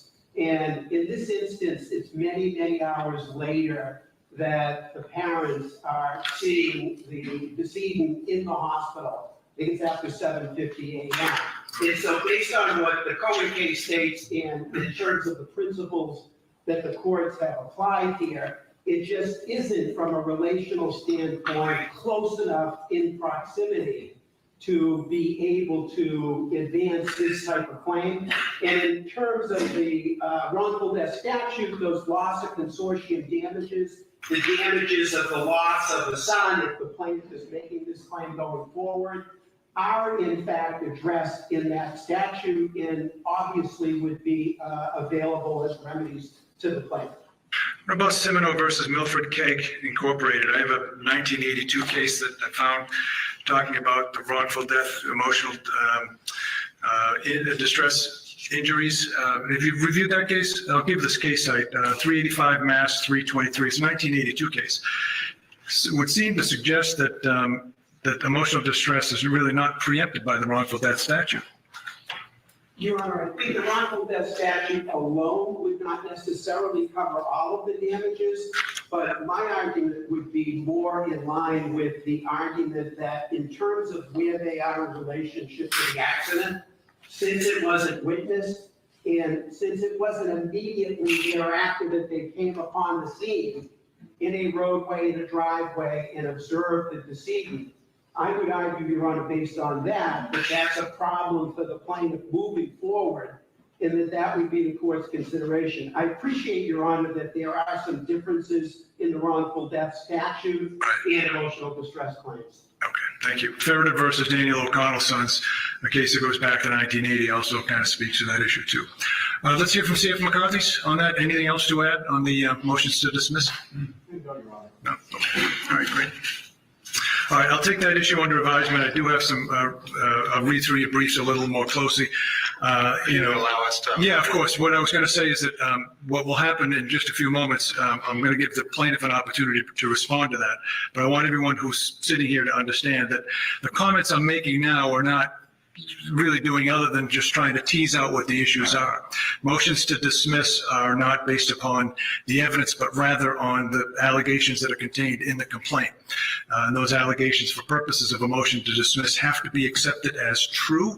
And the question is whether or not the plaintiffs have stated a plausible claim under the case law, Iacino and others that deal with this issue. So with that context, plaintiff, if you want to respond to both the motions to dismiss raised by, I should say, both the two corporate defendants and Ms. Reed. I do, Your Honor. Thank you. The question that's really posed for this court is, like you just said, assuming all facts are true, indulging every inference in the plaintiff's favor, does the plaintiff's complaint plausibly suggest that plaintiffs are entitled to relief? The answer is I had 17 years on the job prior. An opportunity came up with the Los Altos Police Department, and I decided to go for it. Coming from a bigger department to a smaller department, it makes you a well-rounded officer. I wanted that quality of life. I wanted my time with my family, and I felt that Los Altos provided that for me. Coming down here was a nice fit. It's nice having the support of the town we work in. The Los Altos Police Department has been a great agency to work for, and that translates to officers who are satisfied and put forth a professional product.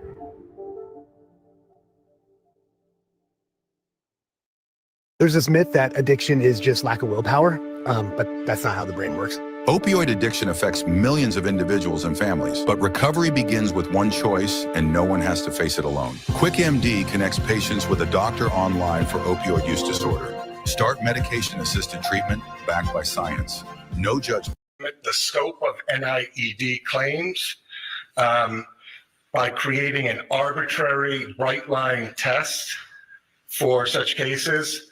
Number 3, Your Honor, the defendants failed to holistically consider the facts alleged and the known vulnerabilities of the plaintiffs when evaluating the defendant's extreme and outrageous conduct in violation of the infliction of emotional distress standard. I recognize that this court is not new to this case, and I recognize that most people already understand the facts, but I think it is important and significant that I at least highlight the ones that will be at issue here today. Throughout, we intend, like we did in the complaint, to refer to John O'Keefe as JJ. That is what he was affectionately referred to by his niece and nephew. JJ no longer has a voice. His life was wrongfully taken on January 29th, 2022. He lived a life of service. He was a Boston police officer, and his personal life, when JJ's older sister and brother-in-law tragically passed 2 months apart from each other, leaving 2 young children orphaned, JJ stepped up. He agreed to parent those children, to raise them as his own, and to support them. Fast forward to 2022, Your Honor. JJ is involved in a relationship with Miss Reed. It's been going on for a period of time at that time. January 29th, 2022, Karen drives drunk. She reverses her SUV. She knocks JJ down. She leaves him to die in the cold. And Reed knows that she strikes the plaintiff. Rather than seeking to help or calling 911, she returns to JJ's home. There, JJ's 14-year-old niece, Kaylee, a plaintiff in this case, is home alone, asleep. That's when Karen starts plotting. Now, it is significant for the facts for you to understand the context here. Karen Reed knows Kaylee well. She's been in her life for almost up to 2 years. She has served as a part-time maternal figure in her life. She knows that Kaylee is a vulnerable child, having lost 2 parents tragically. And 1 to 2 hours before JJ's body is ever found, before anybody knows his whereabouts, Karen Reed decides to wake up Kaylee in a panic. She tells Kaylee something happened to JJ. He's dead. He's been hit by a plow. Did I hit him? All to a 14-year-old child woken up from sleep who's already lost 2 parents. After provoking this chaos in the middle of the night, Miss Reed leaves Kaylee alone, vulnerable, shocked, and afraid. It's now 1 to 2 hours later. It's at or around 6 a.m. in the morning. JJ's injured body is now found. Right where Karen left him, buried in the snow, 911 is called. Now is when JJ's family learns of JJ's injury. JJ's injuries at this point enter into the O'Keeffe's consciousness at around 6 a.m. They rush to the hospital. It's 7:50 a.m. That's when the hospital pronounces JJ dead. And within minutes of being pronounced dead, that's when the O'Keeffe family sees their son in the injured state that he was in as a result of the wrongful conduct. From January 29th forward, Your Honor, Karen Reed plots, she fabricates a conspiracy, she launches a public campaign of disinformation, and she involves a blogger named Turtle Boy. She leaks not for public information through him. She pits her followers against the O'Keeffe family, and all the while, Karen knows that the O'Keeffe family is also vulnerable, grieving another tragedy in their family. The O'Keeffes and Kaylee suffer severe emotional distress. It's more than anguish and more than grief, and it is not overlapping with the wrongful death statute. So the first argument that the defendants made, they claim that JJ's parents are precluded from bringing NIED claims because such damages are duplicative of the wrongful death statute. We reject that argument. JJ's parents are the next of kin, and their emotional distress claims are not preempted by the wrongful death statute. They took their first shot across the bow by making that their primary argument. Presumptively, they did so because it believed it's their best argument. But the problem with that argument, as Your Honor has already pointed out, it patently misstates Massachusetts law. You have pointed out the Cimino case, where, let me just point out first the wrongful death statute. It has 2 components for damages. It has 2 buckets of damages. It has the estate's damages. Those all are JJ's damages. his conscious pain and suffering, the medical bills, things that relate to his damages. And then we have the second bucket, the next of kin bucket. Those are lost value damages. The lost value of JJ being in his next of kin's life. And in that case, Your Honor, it is just the parents. Now, they suggest that those are overlapping with the NIED, but Your Honor was right to point out the Cimino case, where a drunk driver kills a 9-year-old boy. The father of that 9-year-old boy brings a case against the drunk and the bar for over-serving him. The father brings 2 separate causes of action, one for wrongful death, one for NIED, negligent infliction of emotional distress. The court held in that, and I quote, argument that plaintiff's claim for emotional distress is preempted by wrongful death action misconstrues the common law cause of action for emotional distress. Emotional distress, as the concept has evolved in the Commonwealth, is a severe psychological shock directly resulting from experiencing or witnessing the effects of the defendant's conduct. A claim for damages based on emotional distress, the court says, does not include an administrator's claim for loss of consortium, which will be present in every wrongful death action such as this. Since emotional distress is a wrong to plaintiff distinct from what was done to his son and the statutory beneficiaries of the decedent, it is not a duplicative remedy. It is not preempted by the wrongful death statute. And that's page 334 of the Cimino case, Your Honor. Cimino still remains good law. You were right to point that out. It directly contradicts everything that my brothers just argued here in this court. And I see no reason why this court should overturn the good standing law that exists under the Cimino. We ask that Your Honor deny the motion to dismiss for that first argument.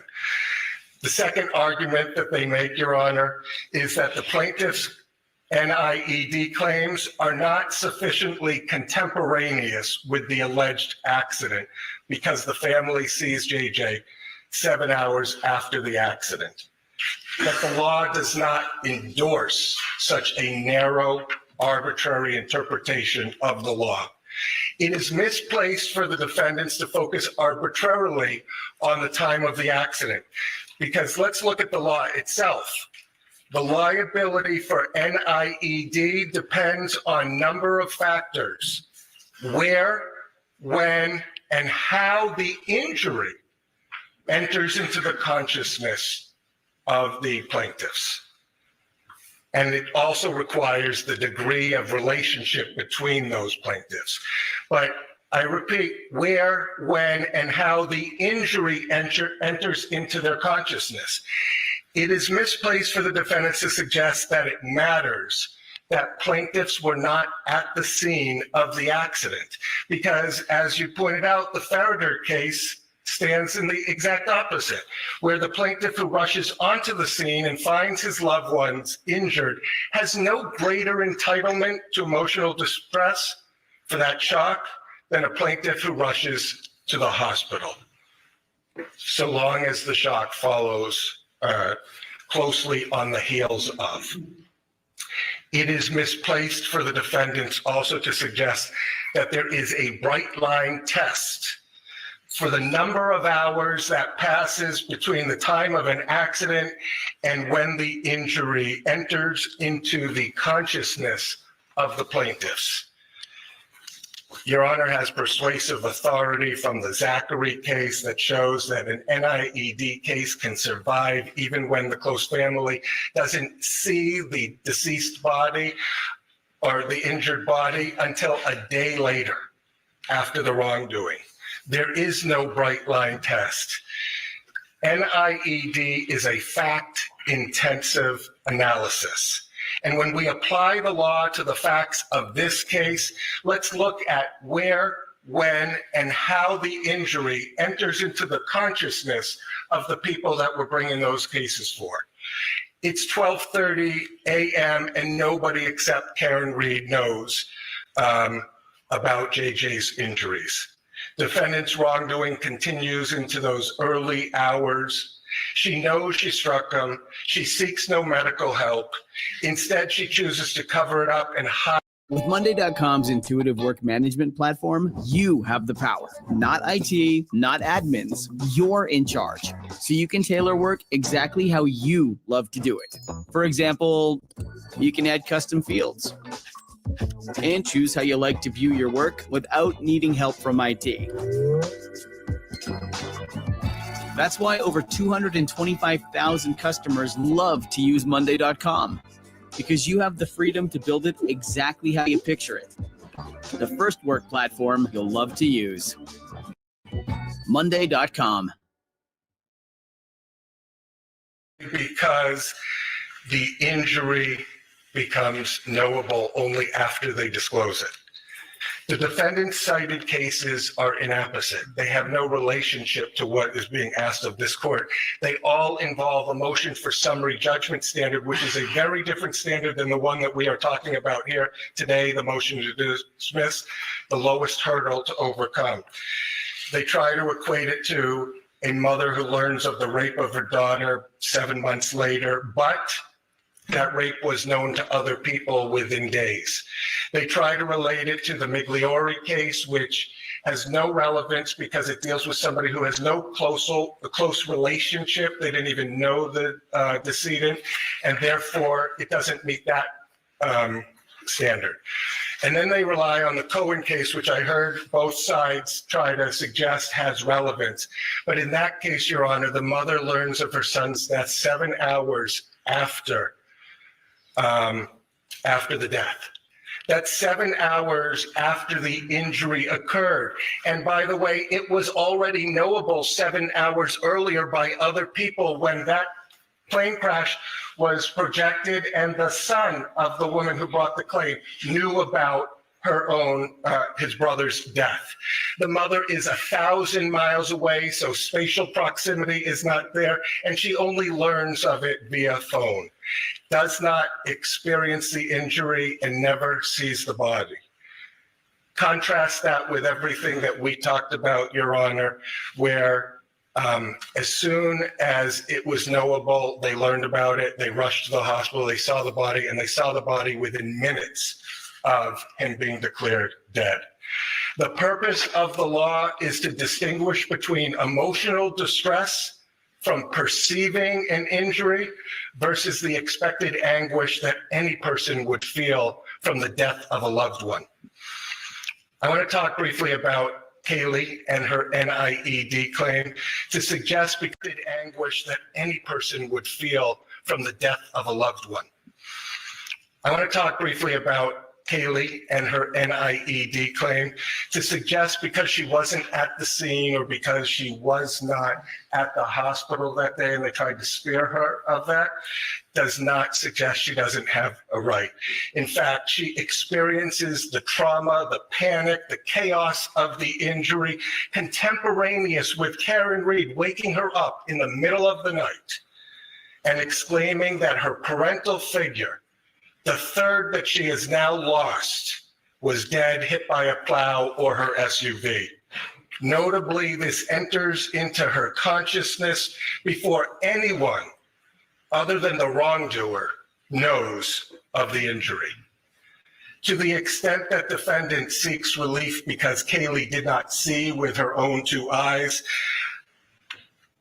I will refer you also to the Cohen case, which they cite for different reasons, but in it, the language talks about sensory perceptions. This event is wrong.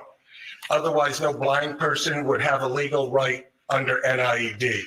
We have many senses. We use them all the time.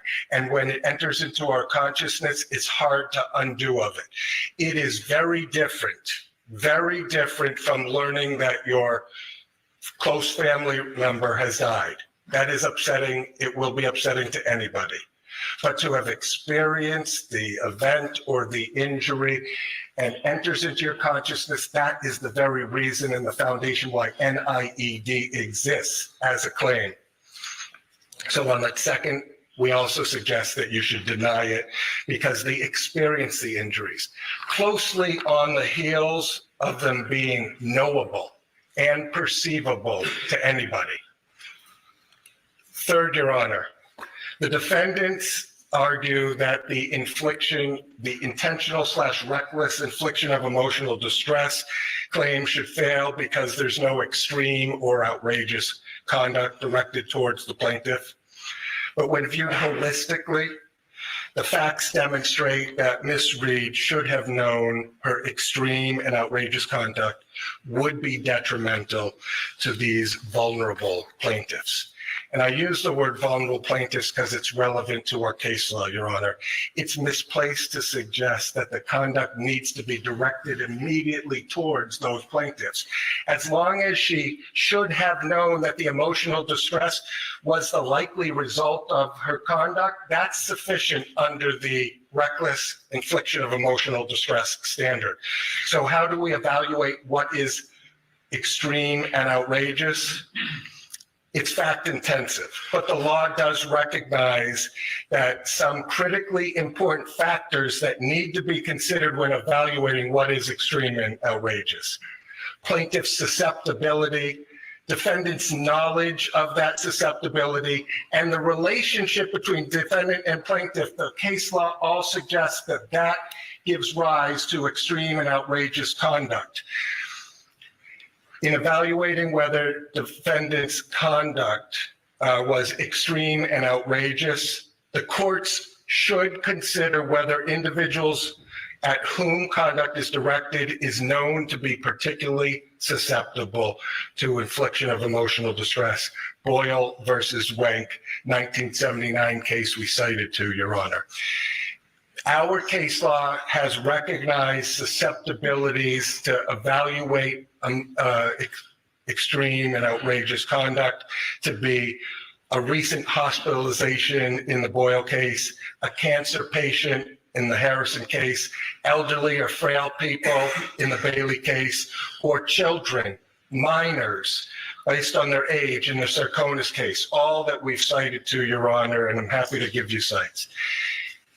The law in Roman versus Trustees of Tufts College says, as it relates to this, the court should put as harsh a face on the defendant's actions as the basic facts would reasonably allow. The relationship of a plaintiff to the defendant and her knowledge of the plaintiff's sensitivities is an important consideration in determining whether the challenge conduct satisfies the extreme and outrageous conduct. That's the Russell case. Let's talk about Kaylee as it relates to the infliction of emotional distress. Should defendant Karen Reed have known that emotional distress was the likely result of her conduct? Was defendant's conduct extreme and outrageous? Those are the questions that ultimately we pose to a jury. Kaylee was young, 14 years old. The defendant had a relationship with her, knew she was emotionally fragile, knew she was orphaned at the age of 6, knew that she lost both parents tragically. The defendant assumed this pseudo-parental role with Kaylee for nearly up to 2 years. The defendant, Ms. Reed, knows that she knocked JJ down. It's in the middle of the night. She wakes up Kaylee abruptly. She talks about JJ being dead, being struck by a plow, being struck by a vehicle. Mind you, this is all hours before anybody has even discovered his body, and she is now actively talking about him being dead. Then, after creating this chaotic, upsetting situation in this young, fragile girl's psyche, she leaves her.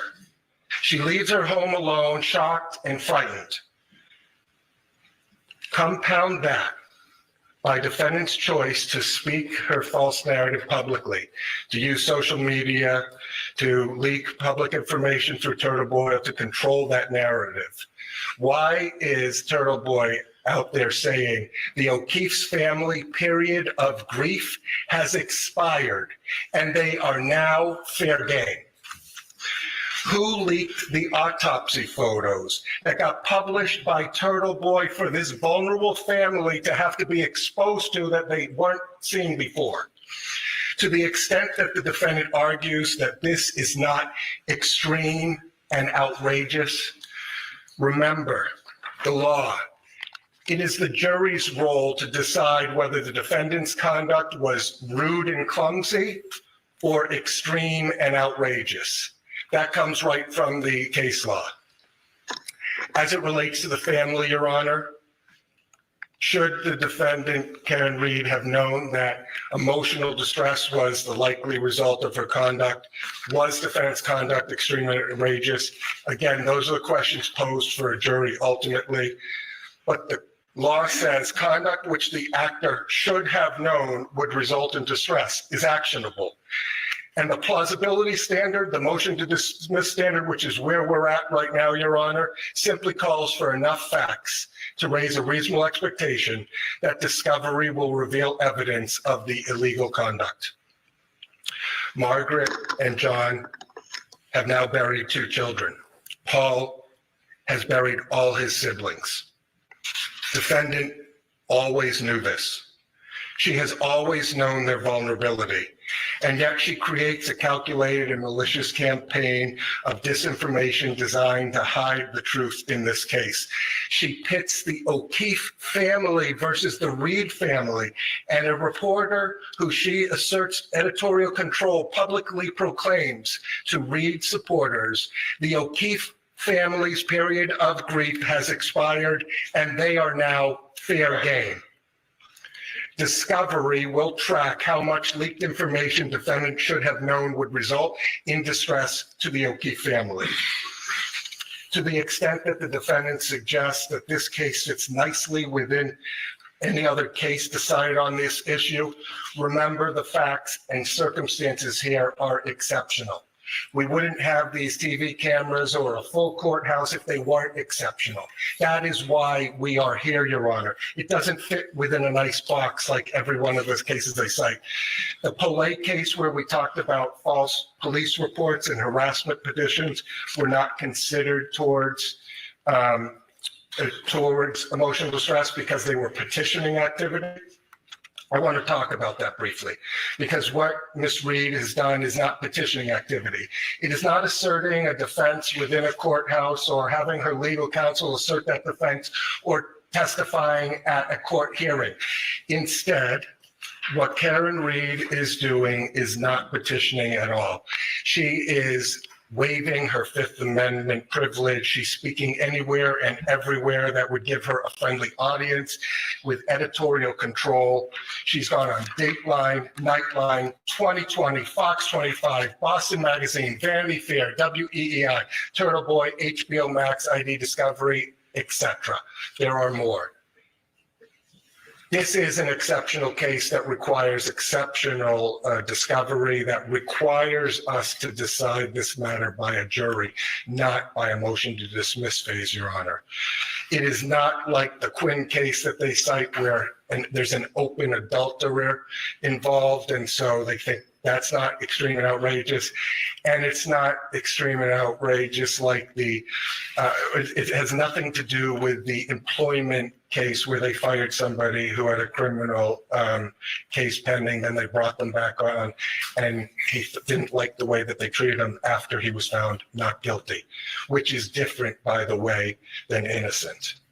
The court should deny the third of those arguments.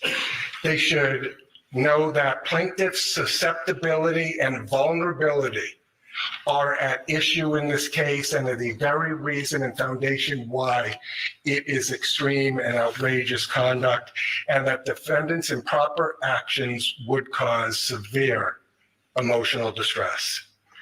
Defendants' actions were not rude and clumsy. They were extreme and outrageous. We ask Your Honor to allow this case to go forward with discovery, allow us to explore each and every one of those issues, because these are real damages for real people who have suffered long enough. Thank you. All right, thank you. Any response from the defense? Your Honor, briefly. Firstly, those allegations contained in the complaint are allegations which we will refute. Counsel cites to the Camino case, relies heavily on it. What counsel didn't tell the court is that in the Camino case, the father of the child who died in the car accident was himself hit, part of the car accident, gets up, runs to see his son. It's contemporaneous, it's at the time of the event, and the court didn't have the same spatial, relational, and temporal concerns that the cases speak to with respect to emotional distress claims. So I point that out for the Your Honor. He also mentioned much about conspiracy theories, much about going out in the public and creating a narrative, which is precisely the reason why we're going to brief the issue about why those other parties need to be in this case. As I'd said, it is more than just a wrongful death action, Your Honor. I respect the opportunity to brief that, and we rely on our papers and defer to the court on the motion to dismiss. All right, thank you. Any other defendants wish to be heard on the issue? Anything else? All right, thank you. Certainly, there's a lot to the complaint. And again, for the record, so that people understand this, this is a pre-discovery form of relief that the defendants have sought by way of dismissing certain of the counts that are in this complaint. And the court has to consider the allegations as being truthful and every reasonable inference to be drawn in support of that. So I will look forward to reviewing that. I'll issue a decision as soon as I can. As expected, the lawyers in this case have advocated the positions of their clients very clearly, and I expect that with the procedural things that might be asked for at some point, that this case will have a very long and tail to it as it goes through the litigation process. We expect that in the court system, we give people their ability to try cases and get a jury to listen to the arguments and to ultimately make a decision.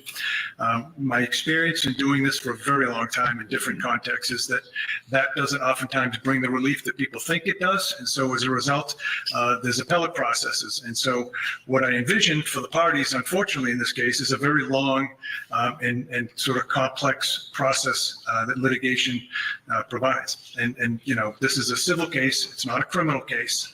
There are 8 parties as I identified, and those are the people that the court will be concerned with getting a fair trial at some point down the road. As I said, I could do this case, I could do this trial this spring if you'd like to. My sense is that there's nobody that's going to be ready to go to trial by the springtime. If you want me to assign a trial date, we could do so. I mean, literally, I've talked to the clerk, we could do it in March or April if you'd like to. But with the motions that are going to be pending, I suspect that that's not going to be the case, that you'll have to look at this from a more pragmatic point of view and decide when you're going to try to get this thing to a jury. You have a lot of work to do between then and now. I'd like to still get a trial date for you. Now, I don't know what that's going to mean in terms of bringing in other parties. You know, I didn't expect, because the court has had no notice, that there'd be this interest in trying to move this complaint in the direction of other parties who aren't even named in this lawsuit, 10 additional parties, and they're relatively novel theories as I'm hearing it. But nonetheless, we'll let the parties file the motions that they need to, and we'll address them as each comes. But my point in raising this all is that the parties also have another way to do this case. They can do it by way of potential resolution. And I mean this sincerely when I say that being a judge for many years, you learn things. What you learn is that oftentimes litigation is an inartful way to try to resolve parties' disputes. There's alternative dispute resolution, there's mediation, there's all kinds of other avenues that we advance to try to get people what they want, which is resolution of a case. The most important thing, it would seem to me, to any party to this case, is to resolve the uncertainty, right? Uncertainty is what you don't get when you go through the litigation process. You go through and you hope for the best. Lawyers work really hard for their clients, and we expect them to do that. Ultimately, the court system can make sure that the trial is done, and it's done in a way that's fairest that we can make it. And ultimately, a decision is made. Civil cases, though, are very unlike criminal cases, and that's usually not the end. Ask any of the lawyers here. Clients can ask your lawyers about post-disposition or post-verdict process. It can be really long and arduous. I've had the pleasure of having trials that are 16, 18, 20 years old, and they're still going.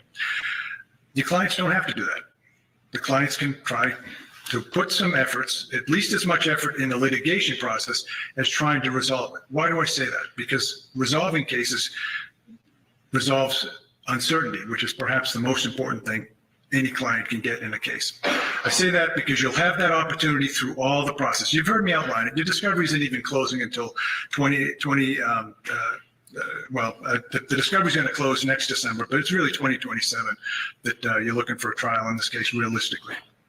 Again, we could do it in 2026 in the spring if you want to. And I'm going to ask the parties to work collaboratively to try to come up with a trial date that is workable. I understand that's a wrench has been thrown into the works because of this other process. We'll probably have to deal with that in the short term.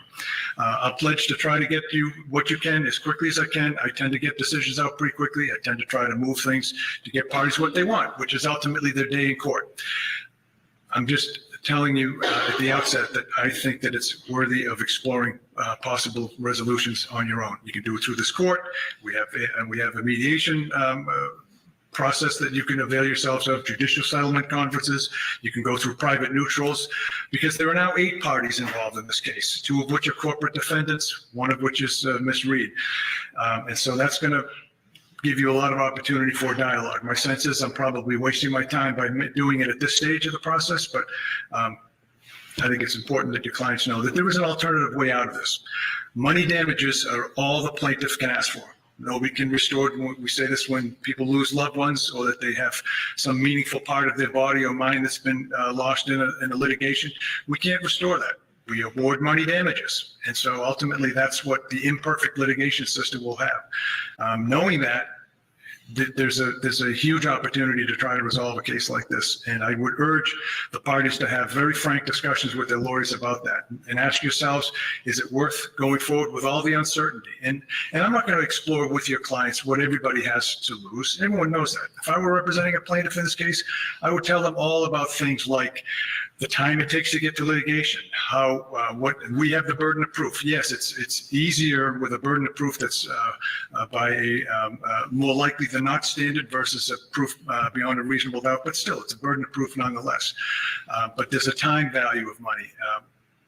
People don't, getting this behind them is an important issue. From the defendant's point of view, again, time is money. There's a lot of time, effort, and anxiety that is put together with a litigation like this. We have 2 ongoing, as far as I understand, the 2 businesses in Canton are ongoing, and they have their business decisions they have to make ultimately. They're defendants in this case. They have to understand the risk of going forward in a trial versus resolution. Of course, Ms. Reed herself, a lifetime of potentially facing the uncertainty of a judgment and what that will mean in terms of ability to put this matter behind and going forward. It's going to be very complex. So you can resolve that by looking at putting some effort into this case to resolve it. If you can, great. If not, we stand here committed to giving you the next opportunity to get it before a jury, which I'm suggesting to you you could do as soon as this spring if you want to. Okay. Anything else we need to address this afternoon? Not from the defendant, Your Honor. Okay, great. I'll issue a decision on the motion to dismiss. Tracking order stays in place as it is now, but here's my concern, folks. With this motion that the defense team is talking about putting together, I think that needs to be looked at sooner rather than later. It's a big deal, right? Yes, Your Honor. Okay. Why don't we get a status date? When do you want to, and we can do it by Zoom, folks, if it's just as easy. My order was to have everybody here so that you all get a chance to meet. I want people to be understanding that this is a civil matter, and I want you to be, at least to some extent, trying to be civil about how to resolve your issues. I would have liked to see, for instance, this motion that was brought about in open court should have really been discussed ahead of time so you have a better position on it, but I don't want to waste your time.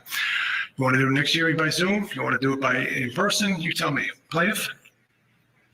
We're agnostic, Your Honor. I'll do We're agnostic? Is that what you said? Yeah, as it relates to that. We'll come in person or we'll do it via Zoom. Defense? Your Honor, we prefer to be in person. Okay. Either way, Your Honor. Okay. All right, we'll do it in person. Fine, we'll do it down here in Plymouth. I will be moving into the Brockton court next month, but this is especially assigned, at least for now, so I'll come back down here. That's not a problem. Mr. Clerk, do you want to suggest a date for us? Sure. How many days out you want to go for? 60 days, 90 days? Yeah, probably 60 days. 60 days. November 21st, Friday in the end of November. Yeah, that November 21st. Okay, I'll have a decision out before then, certainly, as quickly as I can. 11/21, and that would be for a status regarding tracking order and discovery, and any motions, Rule 15 motions to amend or bring in third parties. Okay, all right, thank you, folks. We'll see you then. Thank you, Your Honor. All right. Nothing with the jury? I don't think so. Nothing with the jury?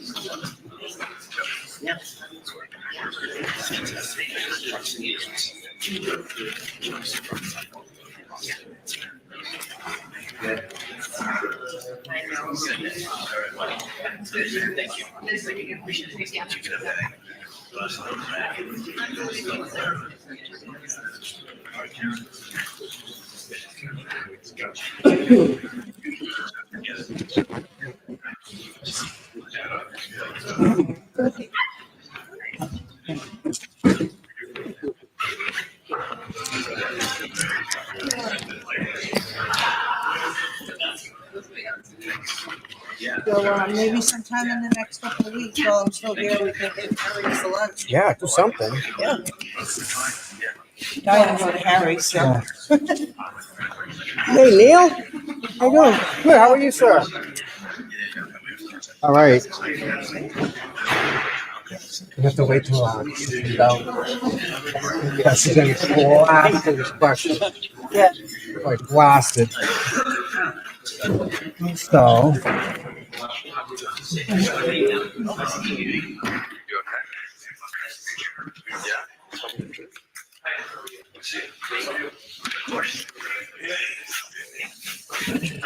I'm gonna go. Oh, hey, Jess. How are you?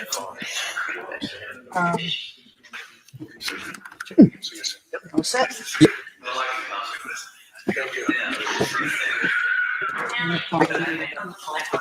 Yeah. They get special treatment. I'm gonna hang out right here. Okay. Yeah. Yep.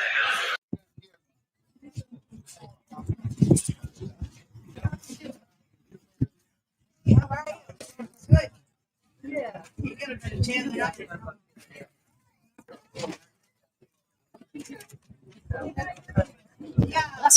Isn't that something? Waste of time?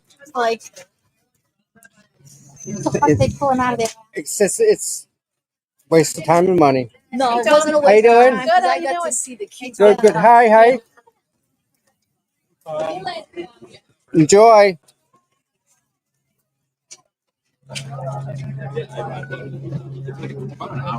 Karen, do you want to say anything real quick about what's going on? You're going on the offense at this point? We're trying to. So it's a whole change in tactic, right? I think we're a little offensive during the criminal trial. I need a pull back. Yeah, okay, hang on. Y'all didn't even let her get a blocking back. Okay. We can move quicker. One second. What an affirmative claim is? It's an affirmative claim against third-party individuals. That's exactly what we intend to bring. But the idea is to get them combined to save the court time and money. All the same individuals are involved, so that's exactly right. It's a matter of judicial economy. Can you respond to the fact that the judge said it might take longer if you do this? You have all these. Well, of course, because it becomes a bigger case, more voluminous, right? It's a bigger case with more claims. That's exactly what this case calls for. How about the days of Karen Reed being on the defense are over. right? That's what started today. What do you That's think what about we're what the seeking today. what do you think of the judge saying, trying to resolve this? Can you resolve this out of court? Every single civil case should at least have that on the table. The civil cases are built and designed to be resolved if they can be. We'll see. I guess the thing is, was that something that you guys would like to do, though? I mean, Say it again? was that something that you guys would like to do, or you seem to want to make a point? So, Anytime there is a civil case, look, civil cases are not about making a point. They're about trying to seek the truth, right? And that's what Karen's going to do with this civil case. We're going to try to get the truth out there. But like I said, the days of her being on the defensive, those days are over. so you still consider a settlement, then? Everything that you heard in there was basically parroted. Every single word that you heard in there was basically parroted right from Michael Morrissey, right from the prosecution. They lifted it right off the prosecution's closing argument. And maybe somebody should check the tapes. Because last time I checked, those arguments were put forward in front of a jury, and the jury spoke very, very loudly. Not guilty, and not just not guilty when the jurors were asked. Innocent. Those claims are false, and they were proven false, and they will be proven false again. But in terms of what you just asked, should this case be resolved? We're always open to resolution. We'll see. We'll see. It depends on how reasonable the other side is. Damon, did you want to say anything? I mean, you've been sort of point person on this, or? Well, Ellen does it all as in its perfect way. So,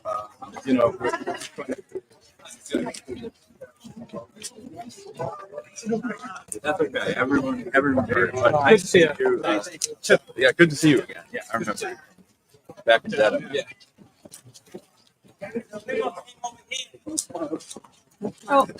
Okay. My two best friends were just murdered. Join me for a Court TV true crime series where we take you from the crime scene to the courtroom. Donna Adelson hates every piece of grass that Dan Marcel ever walked on. It's something that'll haunt all of us forever. It always seemed like he was covering and receiving. This was a whole different level. Victim to Verdict with 10 Wars, a Court TV original series. Season premieres September 27th. How did it feel emotionally? On Court TV. Nothing like it.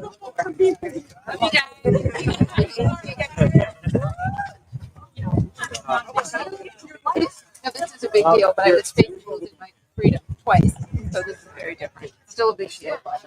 Nice to meet you. All right, have a good day. Be safe. That was Penny. Oh my God! Yeah. Congratulations, little girl, little boy, Little girl. Francesca. Send her my Yeah, thanks. absolutely. What's your- Yeah. It's good to meet you. Nice to meet you as well. Take care. Bye, guys.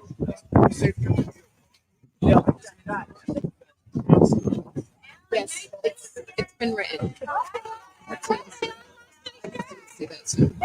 How'd you feel things went in there today? It felt a little repetitive, and it felt like certain members of the court today were in first stage. Attorney Diller's been in my pre-trial hearing since 2022, so he seemed to be wanting part of this. But nothing like criminal, though. This is it's unpleasant, but the worst is over for me. Yeah, the burden of proof is different. Does that bother you at all? No, I'm not bothered anymore. Have you It takes thought a of- lot to bother me now. Have you thought about a dollar figure or money that you'd like to see? Garrett. See that window button? Would you want to be paid to go through what I've been through? That's the number. What about going? You have to go through it all again. It's still a long time, Karen. Not the same exact thing. I know I'll sleep in bed every night. Thank you. Sorry. Safe travel.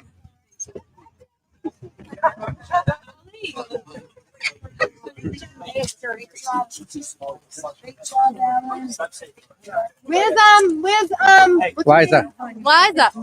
Where's your girlfriend? I in Bison. Oh, she's they're the kids today. Oh, I love her.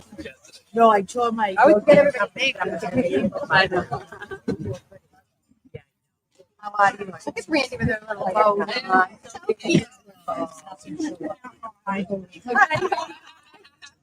Yeah, I think I'm tomorrow now.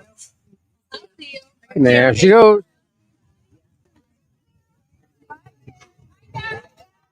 That was something, I'll tell you that. And oh, let's see what this guy has to say.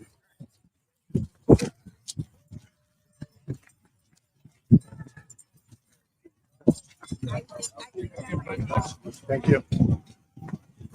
Nothing. Mr. Diller, I'm late to this party. Any chance you would be willing to talk to me for 2 seconds? I'll give you a dime from WPC. Can you give us just a quick summation? I gotta go, but we still have a lot of work today. Okay. Thank you. Louisa.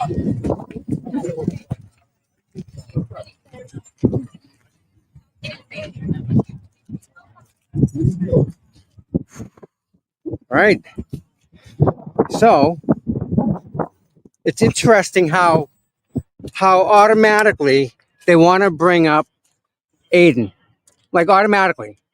They bring up the Turtle Boy and they accuse Karen of a media campaign that is targeting the O'Keefes, it seems, supposedly.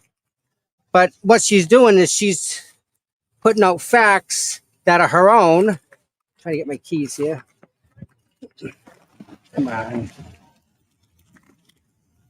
Yeah, Karen's putting out her own facts. That's all that's about. So, hold on, everybody. Bye. See ya. Have a safe trip.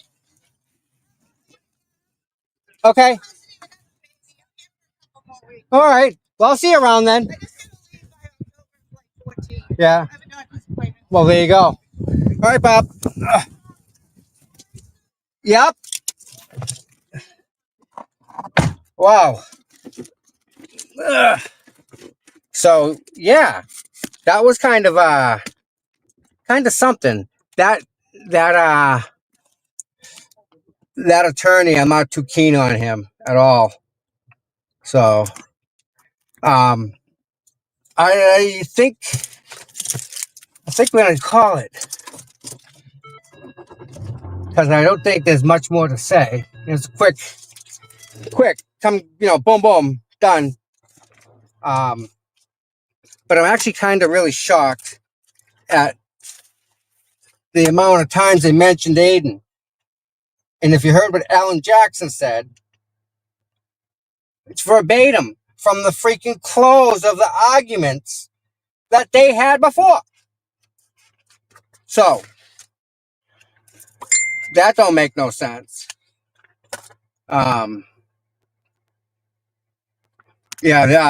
Sitting inside the courtroom, the what do you call it? The attorney for the other side, non-stop, blah, blah, blah, blah. Fucking Charlie Brown's. Oh, look what we got here. It's behind me. We have a fucking meeting here. A meeting. Look who's here to the left of here. See who that is, guys? See through the window?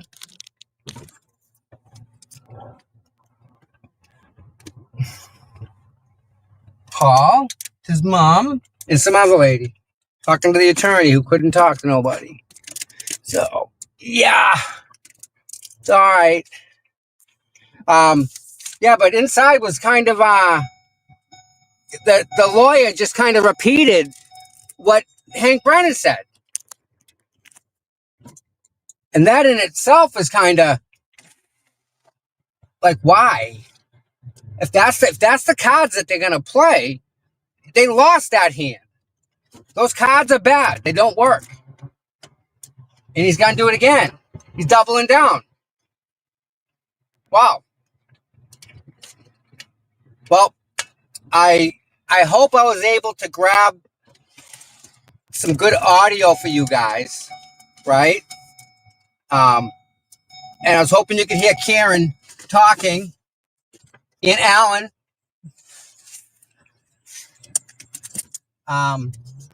Yeah. Hey, Tommy. All right, I can't hear nothing, so hold on. I think it's me. My volume's down. Come on. Hello? Hey, Hey, there you are. So uh, what did you think from there?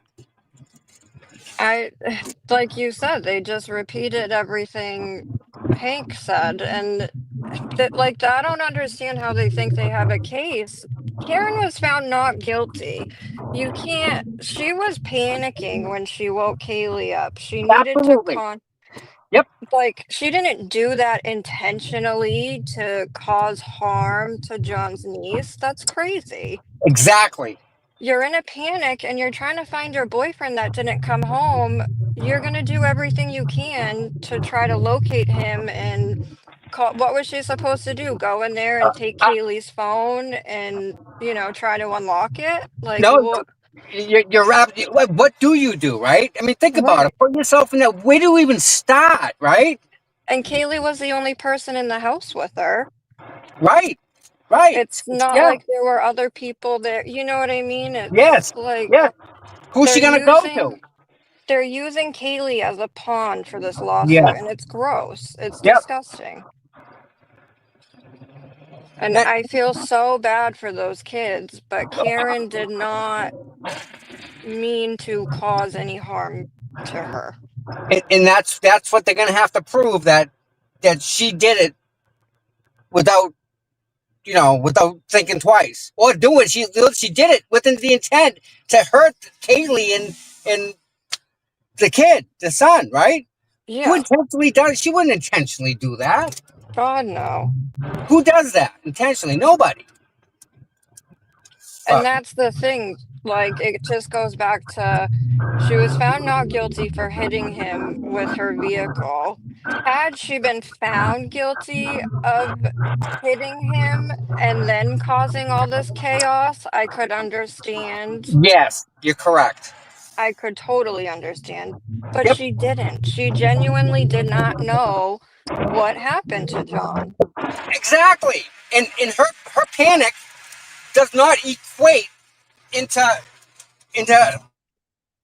Kaylee emotionally harmed. They're both Right. hurt. They're both hurting. If anything, Yep. It's crazy. I mean, Yes, just put yourself in Jackie. Karen's shoes for a second. Where do you start? Where do you stop if your boyfriend doesn't come home? Like, Yeah, oh my I would God, have. it's a blizzard out. Where is he? Yeah, I would have woken up my whole house. I would have woken up his whole family. I would have, you know what I mean? What do you do? You're in a Exactly. panic. And you know what? The damage to John O'Keefe did not happen by a vehicle. She didn't beat him up. I promise you that one. He didn't beat that kid up. Yep. So, I mean, that was proven in court, right? The vehicle never Exactly. hit John. John never hit the vehicle. Yeah. But So, civil court, civil court's messed up the way they decide things. So yeah, I I'm get no experience curious. in that. So this is all going to be new to me, if anything. I Same. mean, yeah. But So it's gonna be interesting to see. And I was kind of thrown off at the beginning how the judge was upset with Karen's lawyer. He was asking permission to do something, not saying he was going to go forward and do it. right. That's Judge Kaylee, and the Kaylee, they were talking about her and her doing the test, and the judge took it as no, she denied the test. How? It doesn't make sense. No, it doesn't make any sense at all. No. How was the I just vibe feel in the bad she's going courtroom? to go up this again, and her family too, right? Because Karen's family's they're with her all the time. Right. Yeah, thank God. I mean, I'm glad she has their support, but I wish they didn't have to go through this at all. Yeah.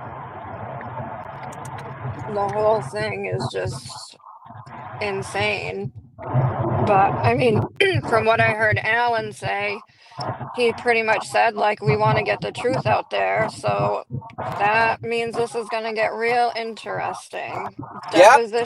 These Yep. depositions are going to open up a big, big door. Discovery's a bitch. Yep.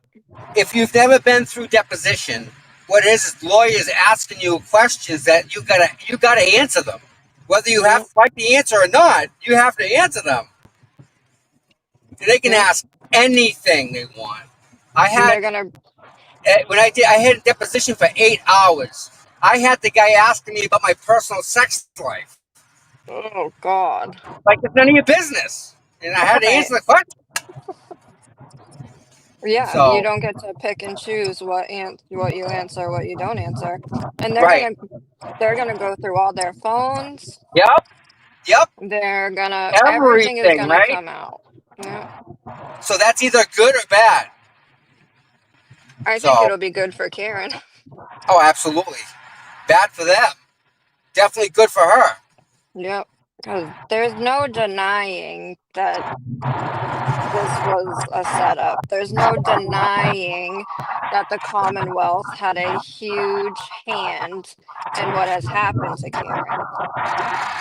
Right.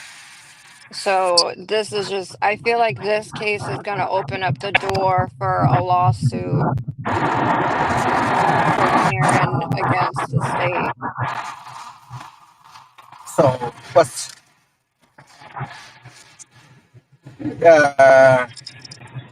yeah. I mean, it's funny that both bars are on board with Karen's team. Both bars. The Waterfall and Yeah, CF McCarthy. that right there tells you something. Yeah. Because But normally bars would just want to settle. They right. want to just settle out of court, throw money at you, and walk away scotch-free. They don't want the attention. They don't, you know what I mean? They don't want Yes. any of the heat. Yep. But it seems like they're going to be on the same page with Karen. Well, yeah. I mean, I mean, yeah, they should be. you can tell from the waterfall videos she wasn't obliviated. You can tell that they were both in sound mind. Oh, Buying 9 shots does not mean you consume 9 shots. right. Even Karen, they seem like the kind of people like, oh, buy a round for everyone. This Yes. round's on me. Yes, You absolutely know, agree with that. John seems like the party type. You know, he liked to go Oh out, yeah. he liked to Oh, have a good time. he's all in. I agree. Yep. Yep. 100%. Yep. So Yep. that's Definitely agree with exactly what that. that seems like to me. Yep. Totally agree. So, how's the chat? Listen, everyone in the chat today, thank you all for the donations. You're all just amazing, awesome, wonderful freaking people. Mm-hmm. So, I got to thank you all for that. Really. It's nice to see that. But Well, we have some new members. I know. So happy. Lois is a member. Amy. Yeah. Who else? But I mean, just the chat. We have a great chat. We do. We have fun in the chat. It's really, everyone seems to be able to be themselves and it be okay. Yeah. You know what I mean? Like it's a comfortable, nice place to be. It is.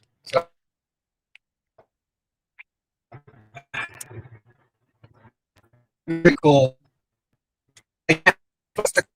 Pretty penny. Right? Think about the money it costs. Because I don't think this guy's doing a pro bono. Right. I'm sure he's a pretty penny. Yep.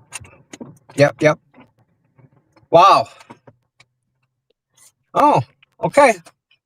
So I think we're gonna wrap it up. But listen, thank you for chopping on here with me. This is pretty cool. Yeah, I wish I could have earlier, but I was stuck at work, as you know. Gotta work. Did you get the picture at least? Yeah. All right. All right, everybody in the chat. I thank you so much for being here. Megan, thanks you for being here. We all thank you for being Always. here. And Thank you for behaving in the chat as always. yeah, they're good. They're good. They're good.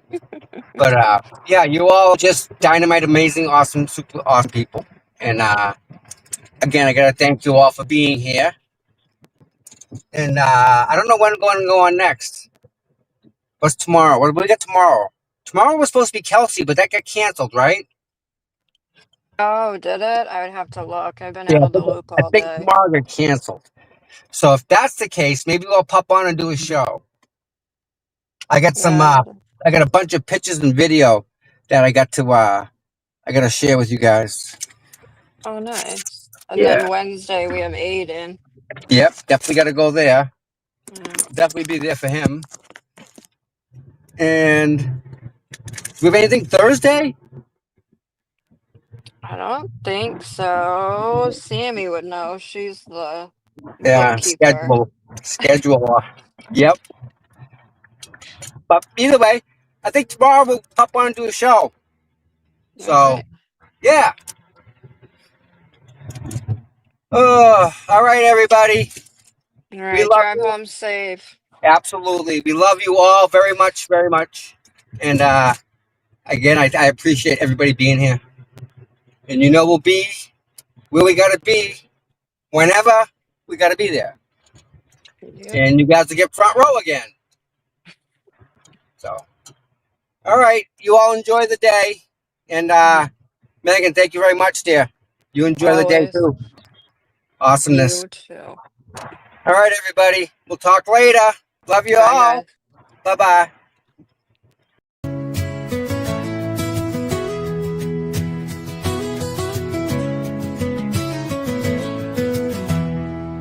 Cold mornings, cracked pavement, courthouse steps. He's there before sunrise while the world still rests. No cameras needed, no spotlight glare. Just a man with a purpose, always standing there. Facing the crowd, but the fight in his veins. Truth in his hands, pushing through the rain. Karen sees him, she knows what it means when you've got boots on the ground and you fight for your dreams. Boots on the ground, day after day, standing for truth in the hardest way. No fame, no worry, just a promise kept. Tom CPU, you never left. He don't ask for credit, don't ask for praise. Just fight in the good fight in 1,000 ways. When the cameras fade and the voices die, he's still right there, never asking why. He's got a handshake that you can trust, eyes that don't blink when it comes to us. Karen smiles because she knows it's true. She's got a soldier and his name's CPU. Boots on the ground, day after day, standing for truth in the hardest way. No fame, no glory, just a promise kept. Tom CPU, you never left.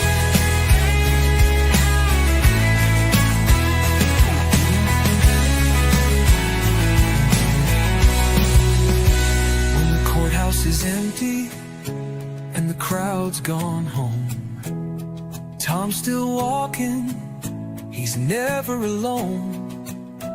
1,000 steps, a million prayers, because justice don't sleep and neither does he care.